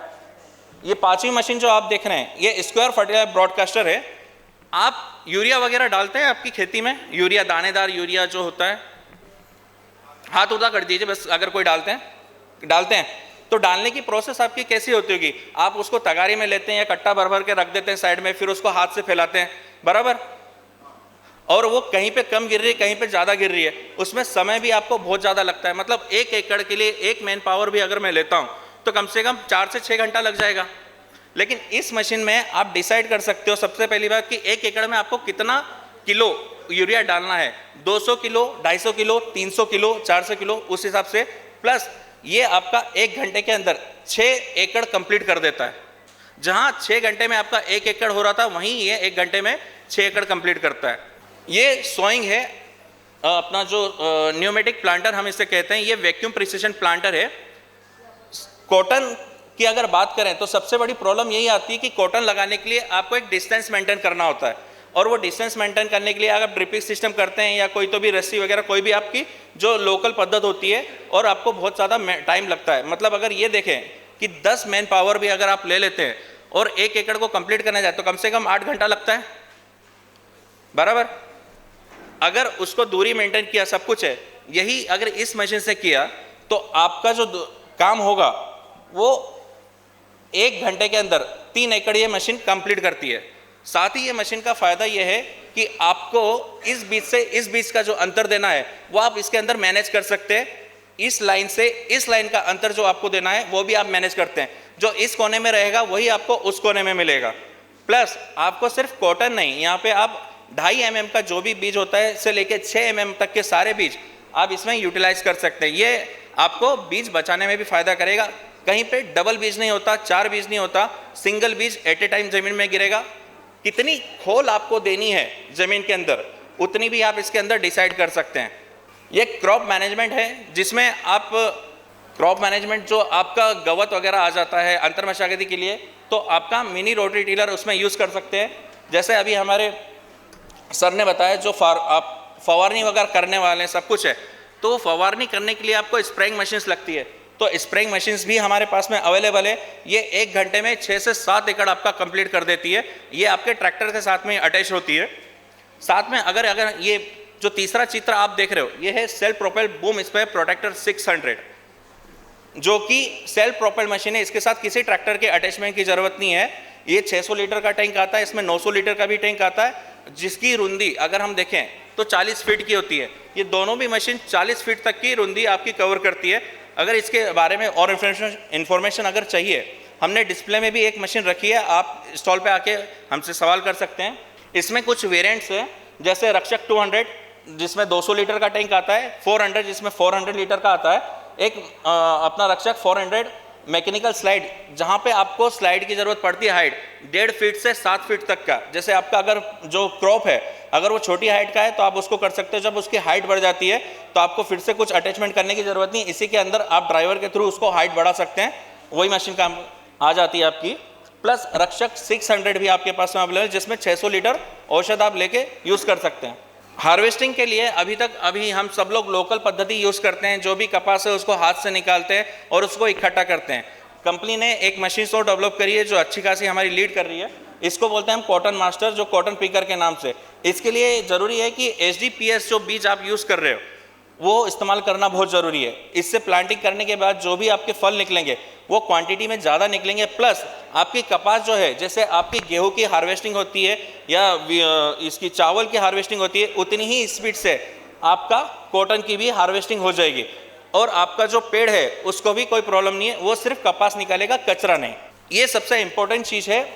अभी जैसे हम बहुत सारे फर्टिलाइज़र की बात करते हैं, पेस्टिसाइड्स की बात करते हैं, हमें हर बार लगता है कि हर बार कोई फसल आती है तो उसमें डालना पड़ता है, और हमारे जो लगी हुई फसल है, जो कॉटन है, हम उसको निकालने के बाद जितना भी उसका पेड़ रह जाता है उसको इकट्ठा करके उसको जला देते हैं, जो कि सबसे गलत बात है। अगर हम उसी को चूरा कर दें तो उसमें हमारा बहुत सारे जो न्यूट्रिशंस हमको चाहिए अगली फसल के लिए, जो ज़मीन को तैयार करने के लिए, वो उसमें मिल सकता है। तो उसके लिए हमारे पास में 2 मशीन्स अवेलेबल है, एक मोबाइल शेडर, एक फेल मूवर। ये दोनों ही मशीन आपका ये काम करती है कि जो भी आपका पेड़ है या जो है उसको पूरी तरह से भूगा करेगा, चूरा करेगा और ज़मीन के ऊपर छोड़ देगा, ताकि आप जब अगली फसल लेने वाले हो तो उसको प्रॉपर उसमें यूटिलाइज होगा और आपको खतों की कम से कम ज़रूरत पड़ेगी और आपकी यील्ड अगले आने वाली फसल में बढ़ जाएगी। सिर्फ इतना ही नहीं, फाइनेंस भी आज हमारे साथ में है, जिसमें हम बात करें टीवीएस क्रेडिट, चोला महिंद्रा फाइनेंस, ये सभी फाइनेंस हमारे पास में अवेलेबल है, जिसके थ्रू आपको फैसिलिटीज़ मिलती है कि आप ज़्यादा से ज़्यादा मशीन्स यूज़ कर सकते हैं, आपको किसी तरह की पेमेंट में कोई दिक्कत ना है। कृषि उड़ान कंपनी ने एक सेंटर बनाया है। ये सिर्फ जो जानकारी है वो ऐसा नहीं कि इसी तरह का कोई प्लेटफॉर्म मिलेगा या फिर हमारे पास कोई आएगा, उस तरह नहीं। कंपनी ने एक कृषि उड़ान करके एक प्लेटफॉर्म बनाया है जहाँ पे आप बजट गट से हो, फार्मर्स हो, आपके ट्रेनी स्टूडेंट्स हो, या कोई भी आके सारी मशीनों की डिटेल्स देख सकता है, समझ सकता है। वहाँ पे आपको पूरी जानकारी दी जाती है और ये कृषि उड़ान कहीं और नहीं, पुणे में स्थित है।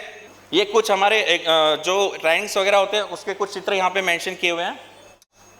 ये हमारी पूरी वर्सेटाइल रेंज है कि सिर्फ रोटावेटर ही नहीं है हमारे पास में, हर एक प्रकार का, हर एक क्रॉप के हिसाब से हमारे पास में रोटावेटर अवेलेबल है। आज हमारा जो प्रण है या हमारा जो संकल्प है वो है कि हर गांव में हमारा एक एक शक्तिमान है, और जो कि सच है, हर गांव में हमारा एक एक शक्तिमान है। इसलिए हम खुशी से बोल सकते हैं, मेरा शक्तिमान मेरा अभिमान। धन्यवाद। तो सर आप एक सवाल पूछिए जो आपने बताया उससे रिलेटेड, आपको हाथ खड़ा करना है। कंपनी को कितने साल हो गए आज? नाम कहाँ से है आप और जवाब। मेरा नाम राजू मुनेश्वर है, आर्नी से हूँ। कंपनी को 25 साल हो गए और उसका फाउंडेशन 1997 में हो गया था। सर आ जाइए, स्टेज पे आ जाइए। कार्यक्रम को आगे बढ़ाते हैं और हमारे बीच कुछ स्पेशल गेस्ट हैं जो कि बहुत अकोला से आए हैं आप लोगों के beach. Doctor Panjabrao Deshmukh कृषि विद्यापीठ अकोला से डॉक्टर विलास खर्चे सर है, डायरेक्टर ऑफ रिसर्च। सर आपका बहुत बहुत स्वागत है हमारे कार्यक्रम में। हमारे बीच है doctor ND Palawar sir, associate dean college of biotechnology Yavatmal से। सर आपका भी स्वागत है हमारे कार्यक्रम में। हमारे बीच है professor Rahul T Chauhan, scientist agri KVK Yavatmal से हैं, प्रोफेसर के यवतमाल, डॉक्टर PDKV अकोला से। सर आपका भी स्वागत है हमारे कार्यक्रम में। तो हम हमारे कार्यक्रम को आगे बढ़ाते हैं और अभी नेक्स्ट जो है वो आप लोगों को तो सुनना ही है, महिलाओं को ज़्यादा गौर करना है। और हमारे बीच अभी अकोला एग्रीकल्चर यूनिवर्सिटी से जो एक्सपर्ट आए हैं डॉक्टर खर्चे सर, वो आएंगे और कुछ यूनिवर्सिटी की रिसर्च के बारे में जो है वो 2-5 मिनट में आप हमारे दर्शकों को। सर्वांना नमस्कार। आज या ठिकाणी यवतमाळ शहरामध्ये आयोजित या कार्यक्रमासाठी या ठिकाणी उपस्थित ग्रीन TVचे सर्व मॅडम आणि ऑर्गनायझर्स, माझ्यासोबत या ठिकाणी डॉक्टर पंजाबराव देशमुख कृषी विद्यापीठातील महाविद्यालयाचे प्राचार्य आमचे डॉक्टर पार्लावार साहेब, कृषी विज्ञान केंद्राचे आमचे प्रमुख डॉक्टर नेमाडे साहेब, इतर माझे सर्व सहकारी शास्त्रज्ञ, यवतमाळ जो जिल्हा आपला आहे त्याचे जिल्हा अधीक्षक कृषी अधिकारी आमचे मित्र प्रमोद लहाळे साहेब या ठिकाणी आज नाही आहेत काही कारणास्तव, त्यांचे प्रतिनिधी आहे असं मला सांगण्यात आलं, आणि नुकतंच बुलढाण्यावरून आलेले संतोष डाबरे साहेब, आत्माचे डायरेक्टर, या ठिकाणी उपस्थित सर्व मान्यवर अधिकारी, सर्व या कार्यक्रमासाठी आवर्जून मोठ्या संख्येने उपस्थित सर्व शेतकरी बंधू आणि भगिनींनो, खरं म्हणजे मी ऐनवेळी या ठिकाणी आलो आहे. आपल्याला सर्वांना कल्पना आहे की विदर्भामध्ये, माझा आवाज येतो आहे व्यवस्थित? विदर्भामध्ये डॉक्टर पंजाबराव देशमुख कृषी विद्यापीठ हे आपलं कृषी विद्यापीठ 53 वर्षापासून या ठिकाणी आहे. अकोला इथं त्याचं मुख्यालय आहे आणि संपूर्ण 11 जिल्ह्यामध्ये विदर्भामध्ये आपले महाविद्यालय आहेत, संशोधन केंद्र आहेत, कृषी विज्ञान केंद्र आहे, असं नेटवर्क आपलं पूर्ण सर्व आहे. मी कालपासून हे आमचे संशोधन केंद्रांना भेटी देण्यासाठी खरं म्हणजे इकडे आलेलो आहे आणि काल काही चंद्रपूर जिल्ह्यातल्या संशोधन केंद्रांना मी भेटी दिल्या आणि या ठिकाणी देखील आमचं संशोधन केंद्र आहे, महाविद्यालय आहे, कृषी विज्ञान केंद्र आहे. त्याला भेट देण्यासाठी खरं म्हणजे मी उभ्या इकडे आलो होतो आणि मी आलो तेव्हा नेमाडे साहेब इथं आपल्यात होते, म्हणून त्यांनी मला विनंती केली की सर एक 10 मिनिट तुम्ही या कार्यक्रमामध्ये चला. इथं ऑलरेडी कृषी विभाग आणि आम्ही हे सर्व इथं करत आहोत आणि मोठ्या संख्येने इथं शेतकरी बंधू आहेत. म्हणून खरं म्हणजे ही संधी मला मिळाली आपल्याशी संवाद साधण्याची. आपण महाराष्ट्रामध्ये अतिशय उत्कृष्ट अशी शेती करतो. आपला शेतकरी खूप काबाड कष्ट करतो, अतिशय चांगली शेती आपली आहे. शेतीची खूप मोठी प्रगती आपल्या राज्यामध्ये आपण केलेली आहे. इतिहास आहे आपल्या शेतीला चांगला. अनेक प्रकारची डायव्हर्सिटी आपल्याकडे आहे. हा भाग कपाशीचा आहे. याला कपाशीच्या नावाने ब्लॅक कॉटन सॉईल असं आपण म्हणतो. अतिशय उपजाऊ, अतिशय चांगली कसदार अशी आपली जमीन आहे आणि ही चांगली उत्पादकता या पिकांची आपण घेतो. आणि या पीक पद्धतीमध्ये मग बदल होतो आहे. सोयाबीनचं पीक आपल्याकडे नव्हतं, परंतु आता यवतमाळ जिल्ह्यातही सोयाबीनचं पीक मोठ्या प्रमाणामध्ये आलं आहे. कपाशीचा हा खरा जिल्हा आहे. इतर पण पिकं या ठिकाणी कडधान्य असतील, गडीत धान्य असतील, हे आधीपासून पिकं आहेत. परंतु मित्रांनो, ही डायव्हर्सिटी बरीच कमी झाली आहे. आज जर आपण विदर्भाचा विचार केला तर जवळपास 17 लाख हेक्टर आपलं सोयाबीन आहे. एकच एक पीक सोयाबीनमध्ये जिथं आपण जातो तिथं सोयाबीन दिसतं आपल्याला. मोनोक्रॉपिंग आपण ज्याला म्हणतो तशा प्रकारची ही मोनोक्रॉपिंग आहे, ही परिस्थिती आहे. आणि त्याच्या खालोखाल 15-16 लाख हेक्टर आपलं कपाशीचं क्षेत्र आहे. आणि या परिस्थितीमुळे नेमकं होतं काय आहे की मोनोक्रॉपिंग वास्तविक पाहता ही डिझायरेबल नाही. आणि या एकच एक पीक पद्धतीमुळे शेतीच्या उत्पादकतेवर परिणाम होतो, विपरीत परिणाम होतो. आणि त्याची संकटं मग आपल्याला हे गेल्या या 10-15 वर्षापासून दिसत आहेत. अनेक संकटं आहेत. सर्वात महत्त्वाचा मुद्दा जो आहे आपल्याला की आपलं शेतकऱ्याचं उत्पन्न वाढलं पाहिजे. आणि उत्पन्न कसं वाढेल? जर उत्पादकता वाढली, एकरी उत्पादकता वाढली तरच आपलं उत्पन्न वाढणार आहे. आणि ती उत्पादकता वाढवण्यासाठी हे सगळे प्रयत्न उत्पादकता वाढवण्यासाठी आहेत. मग शास्त्रज्ञ, अधिकारी, कृषी विभाग, कंपनीज, या ठिकाणी सर्व कंपनीजचे पण सर्व अधिकारी आहेत. तर त्यांचं सुरुवातीलाच मी उल्लेख केला की सर्व ऑर्गनायझर्स, तर ते पण या ठिकाणी उपस्थित आहे. या सर्वांचा आपला मित्रांनो प्रयत्न हा शेतीची उत्पादकता कशी वाढेल, शेती शाश्वत कशी होईल यासाठी आपण झटत असतो. मॅडमनी उल्लेख केला की मी या ठिकाणी विषय खूप आहेत, पण मी आपला जास्त वेळ घेणार नाही. आपला कार्यक्रम आपण चालू ठेवा. ह्या निमित्ताने मला काही गोष्टी मॅडमनी जसा उल्लेख केला की संशोधनाच्या बाबतीत विद्यापीठाचं संशोधन या भागामध्ये आपल्या विदर्भामध्ये नुकतंच काय संशोधन झालेलं आहे आणि कशी आपण संशोधनाची देखील दिशा बदलत असतो, गरजेनुसार संशोधन करतो, त्याच्याविषयी मी आपल्याला थोडक्यात माहिती सांगतो. हे जी मी आपल्याला सर्व विवेचन आधी सांगितलं, याच्यामध्ये जर आपण बघितलं तर ही उत्पादकता थ्रेटन जी झालेली आहे खऱ्या अर्थाने ती हवामान बदलामुळे झालेली आहे. आपली मुळातच शेती कोरडवाहू आहे, निसर्गाच्या पावसाच्यावर लहरीपणावर अवलंबून आहे. सगळं पावसावर अवलंबून आहे. कितीही प्लॅनिंग आपण केलं तरी आमचा जो शेतकरी बंधू आहे तो कोणतं पीक पेरायचं हे देखील आधी ठरवू शकत नाही. मुगा आणि उडदाची वेळ निघून गेली तर तो मूग उडीद घेऊ शकत नाही.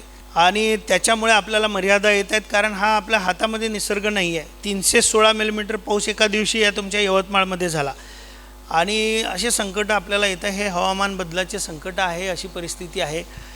आणि त्यामुळे जे तंत्रज्ञान आपल्याला आहे, त्या तंत्रज्ञानामध्ये या हवामान बदलाच्या बऱ्याचशा गोष्टींना मात करण्याची क्षमता आहे. म्हणून आपण शेतकरी बांधवांना नेहमी सांगतो की जे सुधारित तंत्रज्ञान आहे, त्या तंत्रज्ञानामध्ये आता आपल्याकडे खंड असतो पावसाचा मोठा, अवर्षणाचा कालावधी असतो, त्याच्यामध्ये ड्राय स्पेल ज्याला आपण म्हणतो, त्यामध्ये ओलावा नसतो जमिनीमध्ये. म्हणून ओलाव्याचं संवर्धन करणं गरजेचं आहे. आपल्याला माहिती आहे की सेंद्रिय कर्ब आपल्या जमिनीतला खूप कमी झाला आहे. तो तसा आपण शेणखत जरी दरवर्षी टाकलं तरी सेंद्रिय कर्ब हा वाढत नाही. हे असं आपलं संशोधन आहे. एकाच ठिकाणी आपण जरी शेणखत टाकलं तरी तो वाढत नाही, कारण तापमान खूप आहे. म्हणून तो ऑर्गॅनिक कार्बन ज्याला म्हणतात सेंद्रिय कर्ब, तो कमी होत राहतो. हे सगळे चॅलेंजेस आहेत, हे सगळे आव्हानं आहेत. म्हणून आपण जे म्हणतो की मी सगळं खर्च केला, सर्व शिफारशीनुसार केलं, परंतु उत्पादकता आली नाही, मित्रांनो, त्याचे कारणं हे आहेत की काही संकट जे आहे हे आपल्याला आपलं जे कृषी हवामान आहे, त्या कृषी हवामानामुळे काही संकट आहेत. आपण सर्व मॅनेजमेंट चांगलं करून देखील आपण सेंद्रिय कर्ब वाढवू शकत नाही. आणि सेंद्रिय कर्ब जर वाढला नाही तर अन्नद्रव्यांची उपलब्धता होत नाही. ओलावा कमी असला तरी देखील अन्नद्रव्य पिकाला मिळत नाहीत. ओलाव्याचं देखील खूप मोठं महत्त्व आहे. म्हणून आपल्याला ओलाव्याचं संवर्धन म्हणजे मॉइश्चर कॉन्झर्वेशन आहे, अन्नद्रव्यांचं संवर्धन आहे, ह्या सर्व ज्या गोष्टी आहेत ह्या आपण तंत्रज्ञानामध्ये आहे. आता शेती आपल्याला पारंपरिक पद्धतीने करून चालत नाही.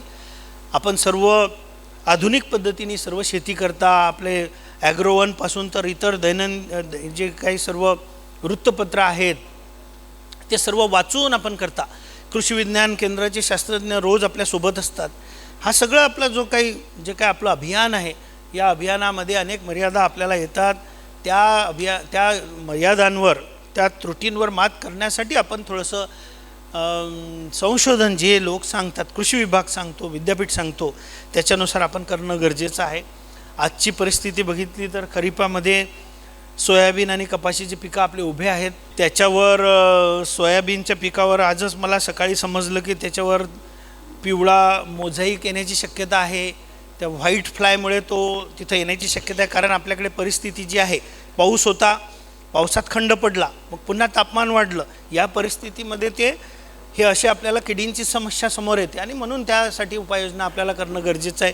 कपाशीचं अतिशय महत्त्वाचं पीक आहे.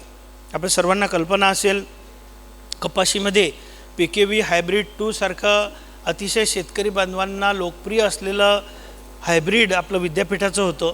त्या हायब्रिडमध्ये देखील आपण BTचं तंत्रज्ञानाचा अंतर्भाव केला आणि आता देखील आपण चांगले हायब्रिड्सचे विद्यापीठ देखील पुढं आणत आहे. आपल्याला सध्या कल्पना आहे की कशा तऱ्हेने कपाशीमध्ये की मोठ्या बोंडाचं जे काही कापूस आहे त्याची गरज आहे. गुलाबी बोंडअळीचं संकट आपल्या कपाशीवर आलं. गेल्या 2-3 वर्षामध्ये आपण त्याला नियंत्रित करण्याचे अनेक आपण प्रयत्न केले.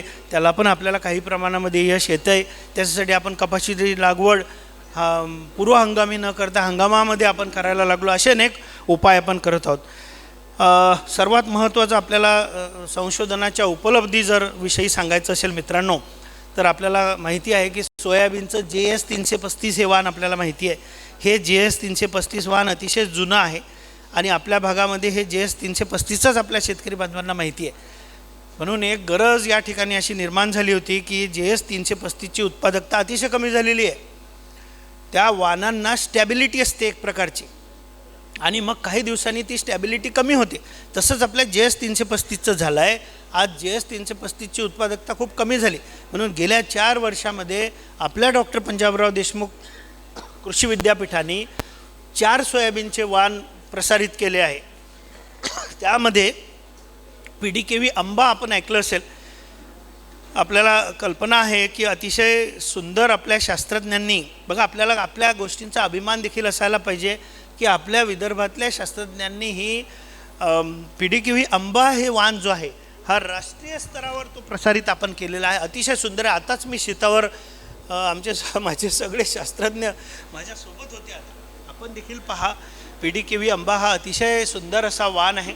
मुळातच आपल्याकडे ज्या समस्या आहे, ज्या रोग आणि किडी आहे, मुळकूज आणि खोळकूज आहे, या सर्व समस्यांवर तो प्रतिकारक आहे, त्याची उत्पादकता चांगली आहे आणि फक्त 96 दिवसामध्ये येणारा म्हणजे लवकर येणारा वाण आहे, हवामान अनुकूल असा वाण आहे. सुवर्ण सोया देखील अतिशय चांगला वाण आहे. आपल्याला कल्पना असेल आणि PDKV आंबासारखाच तो देखील अतिशय चांगला वाण आहे. तो आपल्याकडे जो चारकोल रॉटचा प्रश्न असतो, त्या चारकोल रॉटचा तो डोनर पॅरेंट म्हणून आहे. राष्ट्रीय स्तरावर एक 4-5 राज्यांसाठी तो प्रसारित झाला आहे. म्हणजे माझे इथं जे कृषी विभागाचे सहकारी आहे डाबरे साहेब, आपण ह्या आपल्या ओन व्हरायटीजला जास्त महत्त्व दिलं पाहिजे, कारण ह्या हवामान अनुकूल आहे. ह्या विदर्भाच्या कृषी हवामानासाठी प्रसारित केलेल्या आपण आहे. पण आपण शेतकरी बांधवांना हे सांगणं अतिशय गरजेचं आहे की हे आपल्या हवामानासाठीचे वाण आहेत आणि त्याची सीड, त्याचं बीजोत्पादन हे मोठ्या प्रमाणामध्ये यावर्षी आपण घेतलं आहे. बियाण्याची कमतरता यावर्षी आपली राहणार नाही पुढच्या हंगामामध्ये. अशा प्रकारे या खरं म्हणजे या संधीचा मला असं वाटतं असा आपण फायदा करून घ्यावा की विद्यापीठाचे आमचे इतर माझे सहकारी या ठिकाणी आपल्याला माहिती देतील. प्रत्येक गोष्टीचं आपल्याकडे शेड्यूल आहे. मग ते अन्नद्रव्याचं व्यवस्थापन असेल, कीड रोगाचं वेळेवर व्यवस्थापन असेल, ह्या सर्व गोष्टी आपण करणं गरजेचं आहे. आपण थोडा शास्त्रावर, आपण तंत्रज्ञानावर विश्वास ठेवणं गरजेचं आहे. विद्यापीठाचं तंत्रज्ञान जे आहे, कृषी विभाग आणि विद्यापीठ हे विदर्भामध्ये अतिशय चांगलं आम्ही एकत्रित काम करतो. आपण कंपनीज देखील आमच्यासोबत आहेत. आज आमच्या डॉक्टर पंजाबराव देशमुख कृषी विद्यापीठाचं शिवार फेरीचा कार्यक्रम असतो. आपल्यापैकी आपल्या बऱ्याच लोकांना माहिती असेल, आपण यवतमाळ जिल्ह्याचे सर्व शेतकरी बांधव आहात. आपण खरं आवर्जून या शिवार फेरीच्या 3ऱ्या आठवड्यामध्ये हा कार्यक्रम मोठ्या प्रमाणामध्ये आम्ही करणार आहोत. त्याच्यासाठी लाईव्ह डेमॉन्स्ट्रेशन आम्ही केलेले आहे. त्याच्यासाठी काही 16 कंपनीज पण आहे. म्हणजे कंपनीचे पण वाण आहे डाबरे साहेब आणि आपले पण आहे. तुम्ही मोठ्या संख्येने शेतकरी बांधवांना तिथं घेऊन या खरं म्हणजे, आणि तिथं आपण सर्व पाहणार आहोत. हा सुंदर असा शिवार फेरीचा कार्यक्रम आपल्यासाठी आयोजित केला आहे. या ठिकाणी मी आपल्या सर्वांना खरं म्हणजे विनंती करतो, नेमाडे साहेब, आपल्याला जास्तीत जास्त शेतकरी बांधवांना हा सप्टेंबरमधला शिवार फेरीचा कार्यक्रम आपल्याला दाखवायचा आहे की कसं आपल्या व्हरायटीचं परफॉर्मन्स शेतात कसं आहे. रबीमध्ये देखील खूप चांगले पिकं आपले आहे. हरभऱ्याचा PDKV कनक हा वाण आहे, आपल्याला कल्पना आहे. तर या सुधारित वाणांचा आपण खरं म्हणजे वापर करावा. एकूणच सध्या शेतीमध्ये बदल होतो आहे. ड्रोनचं तंत्रज्ञान येतं आहे, त्याच्यावर देखील आम्ही काम करतो आहे. आपल्याला ड्रोननी फवारण्या आता बऱ्याच ठिकाणी सुरू झाल्या, पण अजून त्याला शिफारस नाही.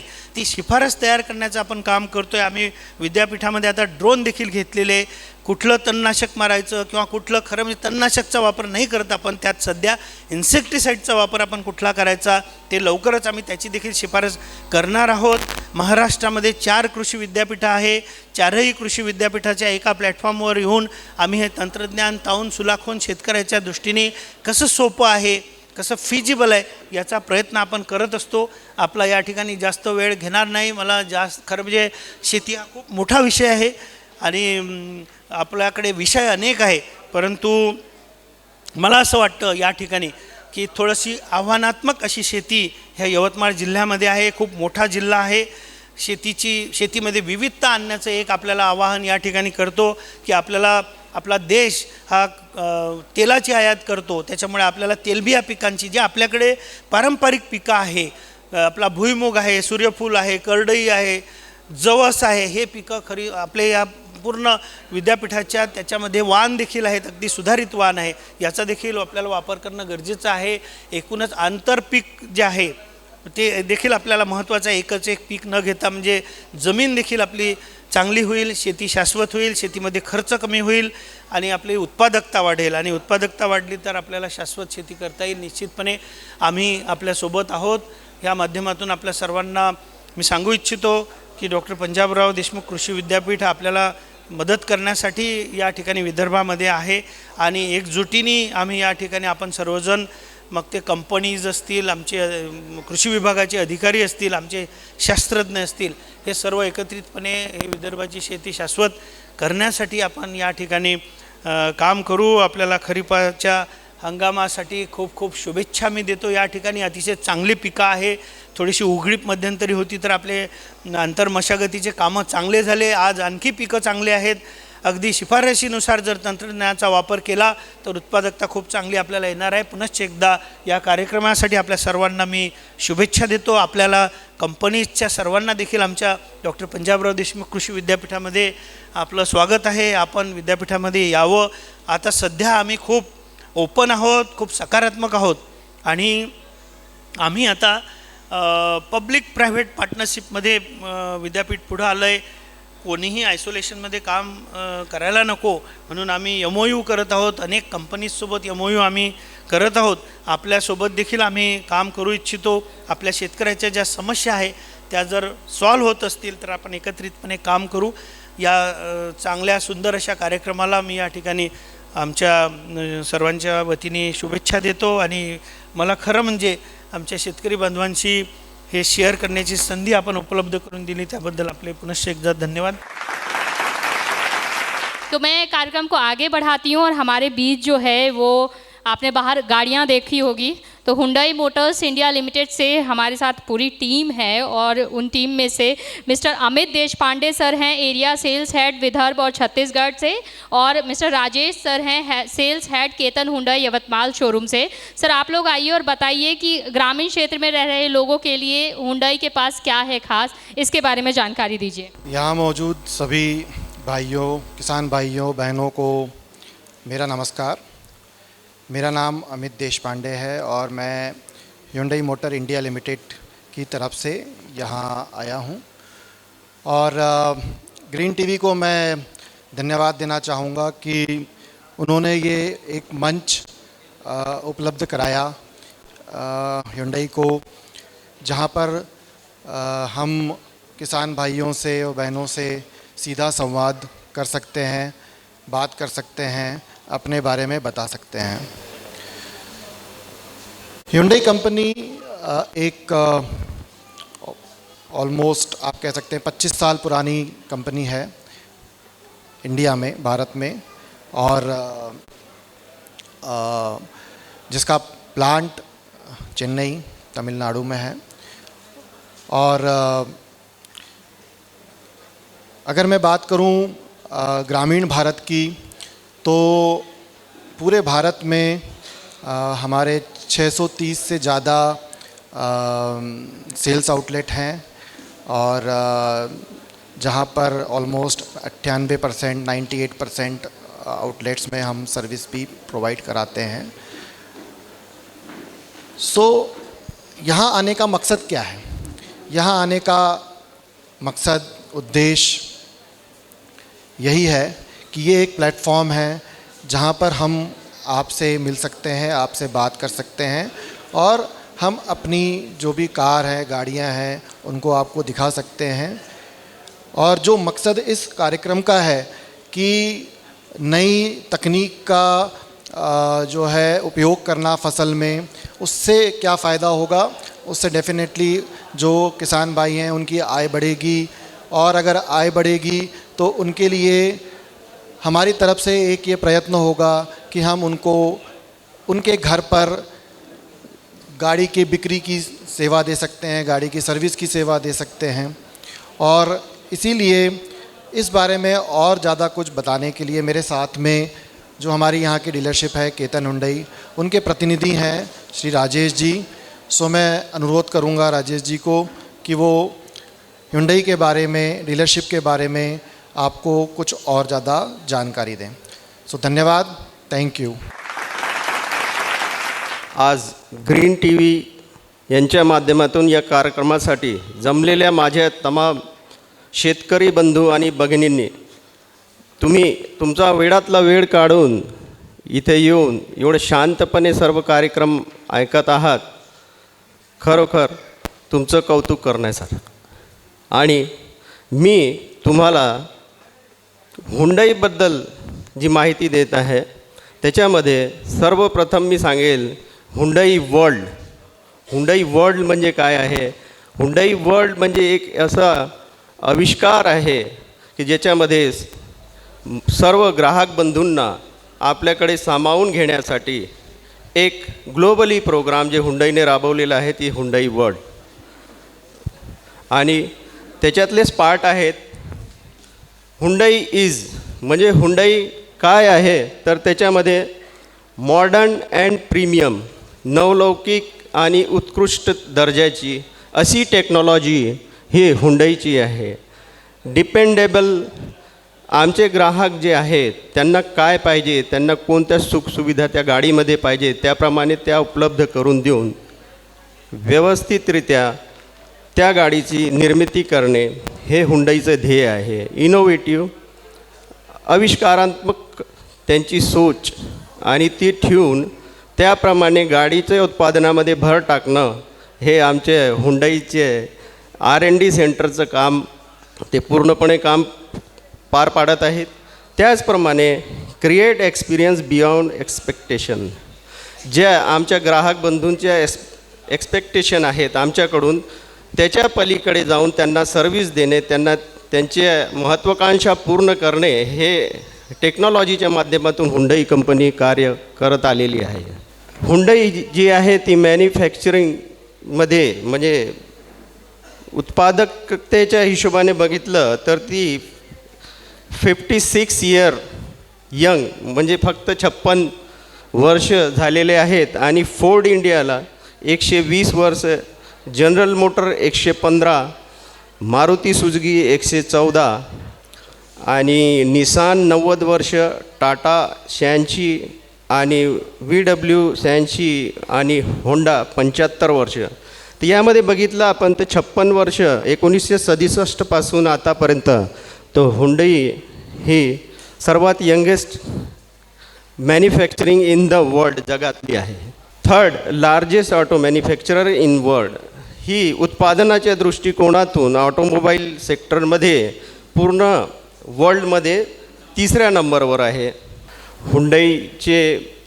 हुंडाई मोटर कंपनीचे ग्लोबल नेटवर्क कुठं कुठं आहे हे आपल्याला बघता येईल याच्या माध्यमातून. आफ्रिका आहे, मिडल ईस्ट आहे, युरोप आहे, Asia Pacific, north America, central south America या देशांमध्ये हुंडाई पूर्ण आपले हुंडाईचे प्लांट आहे जिथून गाडीची मॅन्युफॅक्चरिंग होते आणि त्याचप्रमाणे त्या गाडीचं संगोपन करून त्यांच्यामध्ये R&D पण केलं जातं.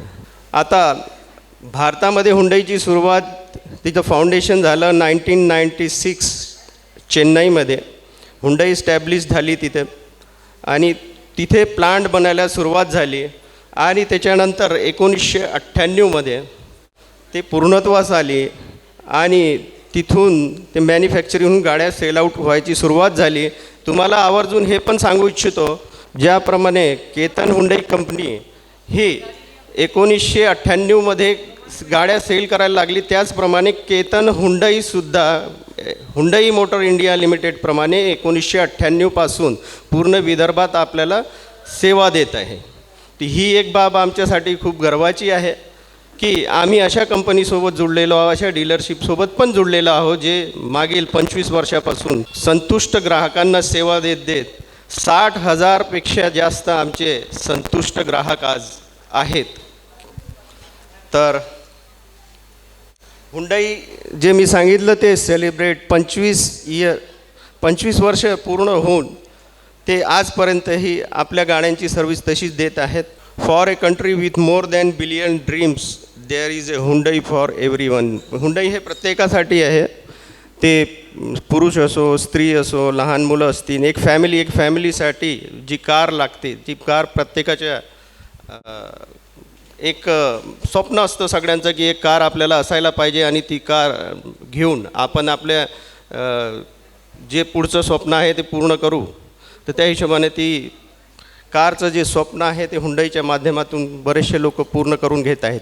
सेकंड लार्जेस्ट ऑटोमेकर उत्पादन क्षमतेच्या दृष्टीनं बघितलं तर second largest manufacturer in the India म्हणजे हुंडाईचा नंबर जो आहे तो सेकंड नंबर आहे ऑल ओव्हर इंडियामध्ये. आणि since the inspiration Hyundai is the number 1 exporter. जे गाड्या एक्सपोर्ट होतात, जे गाड्या आपल्या इथे बनवून विदेशामध्ये विकल्या जातात त्या एक्सपोर्ट होणाऱ्या गाड्या त्याच्यामध्ये हुंडाईचा आजही वाटा नंबर 1चा आहे. पहिल्या क्रमांकावर हुंडाई आहे. रूरल सेल्स आउटलेट जर आपण बघितलं रूरल नेटवर्क स्ट्रेंथच्या बाबतीत तर 630+ रूरल सेल्स आउटलेट आहे रूरल सर्व्हिस नेटवर्क 98% आहे. Largest rural network in India, one of the. हुंडाईमध्ये सर्वात जास्त रूरलकडे पण लक्ष दिलं गेलं आहे, कारण रूरलमध्ये राहणारे जे शेतकरी वर्ग आहे त्यांना गाडीची सर्व्हिस मिळायला हवी, या दृष्टिकोनातून त्यांनी जास्तीत जास्त रूरलमध्ये आउटलेट ओपन करून त्यांना सर्व्हिस देण्याचा मानस आपल्या मनामध्ये ठेवलेला आहे. प्रोडक्शन पोर्टफोलिओमध्ये आपण पाहू तर त्याच्यामध्ये निऑस आहे आणि ग्रँड आय10 निऑस आहे, त्याचप्रमाणे i20 आहे. ही मॉडेल हॅचबॅकमध्ये आहे. त्याचप्रमाणे सेडानमध्ये ऑरा आणि वर्ना हे 2 मॉडेल येतात. SUVमध्ये मायक्रो SUV जी आता सर्वात जास्त मार्केटमध्ये जिची विचारल्या जाते, तिची ॲड चालू आहे, ती म्हणजे एक्स्टर. एक्स्टर ही मायक्रो SUV आहे. हिची बेसिक मॉडेलची एक शोरूम किंमत 5,99,000 एक शोरूम किंमत आहे. 7,24,000 ऑन रोड किंमत आहे. त्याच्यामध्ये सेफ्टी फीचर्स चांगले दिलेले आहे. बेसिक मॉडेलपासून 7 एअरबॅग दिलेले आहेत, जेणेकरून आपले जे कस्टमर आहे, जे ड्राईव्ह करणारे लोक आहेत, त्यांच्या सेफ्टीचं पूर्ण लक्ष दिलं गेलेलं आहे. व्हेन्यू आणि क्रेटा हे पण XUV आहेत. आणि माझ्या सर्व गाड्या जे आहे बाहेर स्टॉलमध्ये उभ्या आहेत. ज्यांना पाहायचं असेल ते पाहू शकतात आणि ज्यांना टेस्ट ड्राईव्ह घ्यायची असेल ते टेस्ट ड्राईव्ह पण घेऊ शकतात. याच्यामध्ये आपण इंजिन टेक्नॉलॉजीमध्ये बघू तर इंजिनमध्ये टर्बो इंजिन आहे, 1.0 turbo 120 PS, 1.4 turbo 140, 1.5 turbo 160 PS. डिझेलमध्ये 1.5 115 PS आहे, 2.0 186 PS आहे. आपलं डिझेल पेट्रोलप्रमाणे CNGमध्ये सुद्धा हुंडाईचं प्रोडक्शन आहे. त्याच्यामध्ये निऑस आणि ऑरा हे CNG प्रोडक्शनमध्ये आहे. त्याचप्रमाणे इलेक्ट्रिकमध्ये सुद्धा जसे कोना आणि आयकॉनिक हे इलेक्ट्रिक व्हेकलसुद्धा आपल्या प्रोडक्शनमध्ये उपलब्ध आहेत. आता ट्रान्समिशनमध्ये बघितलं तर वाईड रेंज आहे, 5MT, 6MT, IMT, smart auto, 680, 880, IVT आणि 7 DCT हे वेगवेगळे ट्रान्समिशन आहे. जसे IMT intelligent variable transmission, 5 manual transmission, 6 speed manual transmission, smart auto, 7 speed DCT, intelligent variable timing म्हणजे IVT हे वेगवेगळे प्रकारचे तसे ट्रान्समिशन दिले गेले. Ketan Hyundai welcomes you. परत केतन हुंडाईच्या स्लाईडमध्ये मी तुमचं परत वेलकम करतो. आणि केतन हुंडाई जी डीलरशिप आहे तिचे नेटवर्कबद्दल जर सांगायचं झालं तर मेन हेड ऑफिस नागपूरला आहे. केतन हुंडाई चंद्रपूरला पण आहे, मेन डीलरशिप 2003 पासून. केतन हुंडाई अमरावतीला आहे, मेन डीलरशिप 2007 पासून. केतन हुंडाई यवतमाळला पण आहे, मेन डीलरशिप 2019 पासून. Ketan Hyundai RSO rural sales outlet गोंदियाला पण आहे 2014 पासून. केतन हुंडाई गडचिरोली RSO पण आहे 2017 पासून. त्याचप्रमाणे केतन हुंडाई वरुड 2020 पासून आहे. Katol R extension rural extension आहे 2021 पासून. वणी पण R एक्सटेन्शन आहे आणि उमरेड R एक्सटेन्शन. याप्रमाणे आपण बघितलं तर 10 आउटलेट आपल्या विदर्भामध्ये इथेच आपल्यासमोर उपलब्ध आहेत. अबाउट केतन हुंडाई सांगायचं झालं तर Ketan Hyundai group is one of the biggest private car selling group in Maharashtra into sales and service since 15 year. मागील 25 वर्षापासून केतन हुंडाई हे लार्जेस्ट आणि बिगेस्ट प्रायव्हेट कार जे आहेत, पॅसेंजर कार आहेत, ते सेलिंगमध्ये सर्वात मोठा ग्रुप आहे इन महाराष्ट्रामध्ये. Mister Gautam Kale our MD believe in customer first. आमचे जे MD आहेत ते कस्टमर फर्स्ट, कस्टमर सॅटिस्फॅक्शन यांच्यावर बिलीव करतात आणि आम्हाला पण त्याच्याबद्दल नेहमी गायडन्स करत राहतात. and approach we are replacing the same in our daily work across the RSC. Ketan Hyundai is present in 10 locations of Vidarbha, Nagpur, Chandrapur, Amravati, Yavatmal, Gondia, Gadchiroli, Varud आणि काटोल. मी जसं सांगितलं होतं 60,000पेक्षा जास्त कार आमच्या अजून sale झालेल्या आहेत आणि ते सर्व आमचे हॅपी कस्टमर आमच्यासोबत आहेत. तो एक मान आम्हाला आहे की विदर्भमध्ये 60,000च्या वर आम्ही गाड्या विकलेल्या आहेत. Ketan Hyundai is a signature dealership and is the only authorise dealer for sale electric car. मी जे सांगितलं मगाशी तुम्हाला कोना आणि आयकॉनिक ह्या ज्या इलेक्ट्रिक कार आहे हे सिग्नेचर डीलरशिपमध्येच विकल्या जातात आणि ते गाड्या विकण्याचा मान केतन हुंडाई नागपूरला मिळालेला आहे. Ketan Hyundai delivered first iconic 5 to Shri Nitinji Gadkari. Nitin Gadkari साहेबांना जवळपास सर्वच लोक ओळखत असतील. त्यांना आम्ही आयकॉनिक 5 ही गाडी पहिली गाडी विदर्भातून आपल्या केतन हुंडाईच्या माध्यमातून दिलेली आहे. तो एक मान आमच्यासाठी खूप महत्त्वाचा आहे. Ketan Hyundai has received best customer service award by Hyundai Motor India Limited. Hyundai Motor India लिमिटेडकडून केतन हुंडाईला बेस्ट कस्टमर सर्व्हिसचा अवॉर्ड मिळालेला आहे. त्याचप्रमाणे नेटवर्क प्रेझेन्स जे मगाशी मी सांगितलं ते दिलेलं आहे. केतन हुंडाई मेन शोरूमचे नागपूर, चंद्रपूर, अमरावती आणि यवतमाळ. यवतमाळचं शोरूम कदाचित तुम्ही बघितलं असेल, नागपूर रोडलाच आहे. नागपूर रोडला यवतमाळ शोरूम आहे केतन हुंडाई. तिथे सेल्स, सर्व्हिस, स्पेअर आणि एक्सचेंज ह्या सर्व गोष्टी केल्या जातात. मेन डीलरशिप त्याच्यानंतर RSOमध्ये बघितलं तर गोंदिया, गडचिरोली आणि वरुड ह्या 3 ठिकाणी रुरल सेल्स आउटलेट आहे. कोना प्रमोशन ॲक्टिव्हिटी आम्ही केली ऑगस्ट आणि सप्टेंबर, ऑक्टोबर 2022मध्ये कोना इलेक्ट्रिक कार आल्यानंतर तर आम्ही त्याची ॲक्टिव्हिटी केली त्याबद्दल आहे. कोना electric signature dealership, EV dealership, त्याच्यामध्ये टेस्ट ड्राईव्ह जी अवेलेबल आहे त्याच्याबद्दल आम्ही पूर्ण कस्टमरला जागृत केलं आणि कोणाबद्दल त्यांना माहिती सांगून त्यांना टेस्ट ड्राईव्ह देण्यासाठी आम्ही बोलवलं आणि त्याच माध्यमातून आमच्या आज जवळपास 7 कोना डिलिवर्ड झालेल्या आहे. Thank you very much. सवाल मैं ये पूछना चाहता हूँ, मराठीत बोलतो की वर्ल्डमध्ये कार उत्पादनतेच्या क्षमतेबद्दल हुंडाईचा नंबर कितवा आहे? तीसरा किसने बोला? आ जाइए आप. स्पीकर हैं तो एक तो आप लोग जानते हैं PD आत्मा जो है वो वहाँ से हैं, सर हैं.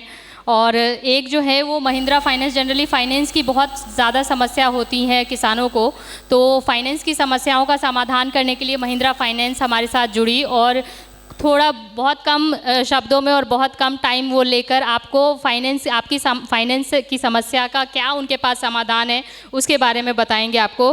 तो हमारे बीच है महिंद्रा फाइनेंस से मिस्टर राजू काले सर, एरिया मैनेजर. सर आप आइए और प्लीज़ फाइनेंस से जुड़ी समस्याओं का समाधान बताइए. नमस्कार. सर्वप्रथम इथे उपस्थित असलेले सर्व शेतकरी बांधव भगिनी तसेच सर्व कंपन्यांचे अधिकारी यांचे मी स्वागत करतो. तसेच अंशू मॅडम आणि ग्रीन TV यांचे मी आभार व्यक्त करतो की त्यांनी आपल्या सर्वांना एकत्रित येण्याची संधी दिल्याबद्दल. ठीक आहे. मी राजू काळे महिंद्रा फायनान्सकडून पर्सनली आपलं स्वागत करतो आहे. महिंद्रा कंपनीला तुम्हाला माहीतच असेल की कोणत्या इंट्रोडक्शनची किंवा ओळख करून देण्याची गरज नाही आहे. सर्वांना माहिती आहे की महिंद्रा म्हटलं म्हणजे कशामध्ये ॲक्च्युली एखाद्या लहान मुलालासुद्धा विचारलो महिंद्रा म्हणजे का तो ट्रॅक्टरचं नाव घेईल. म्हणून महिंद्रा फायनान्सला कोणत्या इंट्रोची गरज नाही असं माझं म्हणणं आहे. तर एक जास्त वेळ तुमचा घेणार नाही, एक 2 ते 3 मिनिट घेईल. मी सांगितल्याप्रमाणे महिंद्रा फायनान्स एक महिंद्रा अँड महिंद्रा कंपनी लिमिटेडचा एक छोटासा भाग आहे. ठीक आहे. आणि गेल्या 33 वर्षापासून आम्ही फायनान्समध्ये काम करतो आहे आणि शेतकरी बांधवांना आणि सर्व प्रकारच्या कस्टमरला फायनान्स उपलब्ध करून देतो. त्याचप्रमाणे ग्रामीण आणि शहरी भागात दोन्ही भागांमध्ये आमचं अस्तित्व आहे. आम्ही त्यामध्ये सर्व शेतकऱ्यांना किंवा सर्व ग्राहकांना आमचं फायनान्स उपलब्ध करून देतो. आमची स्ट्रेंथ म्हणजे आमची ताकद जी आहे ती आम्हाला ॲक्च्युली माहिती आहे की कस्टमरच्या गरजा काय आहे, फायनान्स रिलेटेड गरजा काय आहे, हे आमची स्ट्रेंथ आहे. आणि आमच्या शाखाद्वारे आणि डिजिटल सेवांद्वारे आतापर्यंत आम्ही 87 लाख कस्टमर्स बेस बनवलेला आहे. तुम्ही पाहू शकता आमची उपस्थिती इथे दर्शवलेली आहे. आमच्या ऑल ओव्हर इंडियामध्ये 1386 शाखा आहे, ब्रँचेस आपण ज्याला म्हणू.